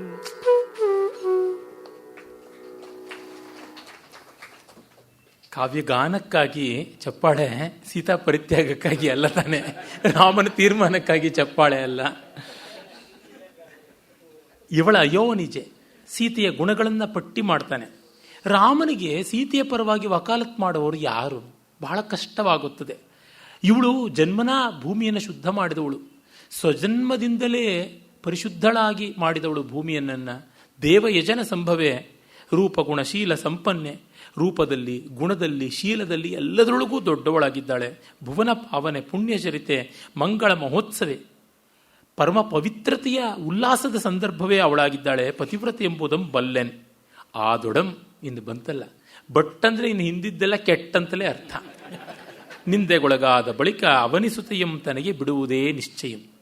ಭೂಮಿಯ ಮಗಳನ್ನು ಎಲ್ಲಿಗೂ ಒಂದು ಕಡೆಗೆ ರವಾನೆ ಮಾಡಬೇಕು. ರವಿಕುಲದ ರಾಯರ ಅಪಕೀರ್ತಿಯಂ ತಾಳ್ದ ಪರೆ, ಸೂರ್ಯವಂಶಕ್ಕೆ ಅಪಕೀರ್ತಿ ಬಂದರೆ ಹೇಗೆ ಕಷ್ಟ. ಇನ್ಯಾವ್ಯಾವುದಕ್ಕೂ ಬಾಧ್ಯರಾದಾಗ ಕಷ್ಟ. ರಾಮನನ್ನು ಸರಿ ಅನ್ನೋಕ್ಕಾಗೋಲ್ಲ, ತಪ್ಪು ಅಂತಲೂ ಬೈಯೋಕ್ಕಾಗೋಲ್ಲ. ರಾಮನಂತೆಯೇ ನಮಗೂ ಸಂದಿಗ್ಧ. ಈ ವಿಷಯದಲ್ಲಿ ಏನನ್ನೂ ಮಾಡೋಕ್ಕಾಗೋಲ್ಲ. ಹಾಗೆ ಕುವರನಾಗಿದ್ದ ತನ್ನಂ ತಾತನ್ ಉಳಿದುವುದಿಲ್ಲವೇ ಸತ್ಯ ಭಾಷೆಗಾಗಿ. ಒಂದು ಪ್ರೆಸಿಡೆನ್ಸ್ ಬೇರೆ ಇದೆ. ಕಾವೇರಿಯ ಗಲಾಟೆಯಲ್ಲಿ ನೋಡಿದ್ದೀವಲ್ಲ, ಕೋರ್ಟ್ಗಳಲ್ಲೆಲ್ಲ ಪ್ರೆಸಿಡೆನ್ಸ್ ಇದೆಯಾ ಅಂತ ಕೇಳ್ತಾರೆ. ನಮ್ಮಪ್ಪ ನನ್ನಂಥ ಸತ್ಯಧರ್ಮ ಪರಾಯಣನನ್ನೇ ಪರಿತ್ಯಜಿಸಲಿಲ್ವಾ, ಕಾಡಿಗೆ ಹೋಗು ಅಂತ ಅನ್ಲಿಲ್ವಾ? ಇನ್ನು ತಾನು ಹೆಂಡತಿಯನ್ನು ದೂರ ಮಾಡಿಕೊಳ್ಳೋದ್ರೊಳಗೆ ಏನಿದೆ ದೋಷ? ಅಥವಾ ಇನ್ನೇನಿದೆ ದಾರಿ? ಅಪ್ಪನೇ ಹಾಗೆ ಮಾಡ್ದ, ಇನ್ನು ಮಗ ಇನ್ನು ಹೇಗೆ ಮಾಡೋದು? ಈ ಒಂದು ಅನ್ವಯವನ್ನು ತೋರಿಸಿಕೊಂಡು ಬಿಟ್ಟಿದ್ದಾನೆ. ಕಷ್ಟ ರಾಮನ ತೀರ್ಮಾನ. ಮುಂದಿನ ನಾಳಿನ ಭಾಗವಂತೂ ತುಂಬ ತುಂಬ ಚೆನ್ನಾಗಿರುವ ಭಾಗ. ಲಕ್ಷ್ಮೀಶನ ಕಾವ್ಯದಲ್ಲಿ ಅತ್ಯುತ್ತಮವಾದದ್ದು. ನಾಳೆ ಬೆಳಗ್ಗೆ, ಅಂದರೆ ನಾಳೆ ಬೆಳಗ್ಗೆ 10:30 ಗಂಟೆಗೆ RV ಟೀಚರ್ಸ್ ಕಾಲೇಜಿನ ಒಂದು ಸಭಾಂಗಣದಲ್ಲಿ ನಮ್ಮ ಆದರಣೀಯರಾದ ನಾಡೋಜ ರಾಮಸ್ವಾಮಿಯವರ ಪುಸ್ತಕ, ಅದು ನವೋತ್ಥಾನದ ಅಧ್ವರ್ಯಗಳು ಅನ್ನುವಂಥದ್ದು, ಮತ್ತು ಇನ್ನೊಂದು ಉಪ್ಪಿನ ಸತ್ಯಾಗ್ರಹವನ್ನು ಕುರಿತಾದದ್ದು, ಭಾರತದಲ್ಲೊಂದು ಸುಂಕದ ಬೇಲಿ ಅಂತ ಒಂದು ಇಂಗ್ಲಿಷ್ ಪುಸ್ತಕದ ಅನುವಾದ. ಇವೆರಡೂ ಕೂಡ ರಾಷ್ಟ್ರೋತ್ಥಾನ ಸಾಹಿತ್ಯ ಮಾಲೆಯಾಗಿ ಲೋಕಾರ್ಪಿತವಾಗ್ತಾ ಇವೆ. ನ್ಯಾಯಮೂರ್ತಿಗಳಾಗಿದ್ದ MN ವೆಂಕಟಾಚಲಯ್ಯನವರು ಮತ್ತು ಒಳ್ಳೆಯ ವಿಮರ್ಶಕರಾದ ಅಜಕಳ ಗಿರೀಶ್ ಭಟ್ರು ಇವರೆಲ್ಲ ಬರ್ತಾ ಇದ್ದಾರೆ. ತಾವು ಬಿಡುವು ಮಾಡಿಕೊಂಡು ಆ ಕಾರ್ಯಕ್ರಮಕ್ಕೆ ಬರಬೇಕು ಅಂತ ಆಯೋಜಕರ ಸ್ವಾಗತ. ಧನ್ಯವಾದ. ನಮಸ್ಕಾರ.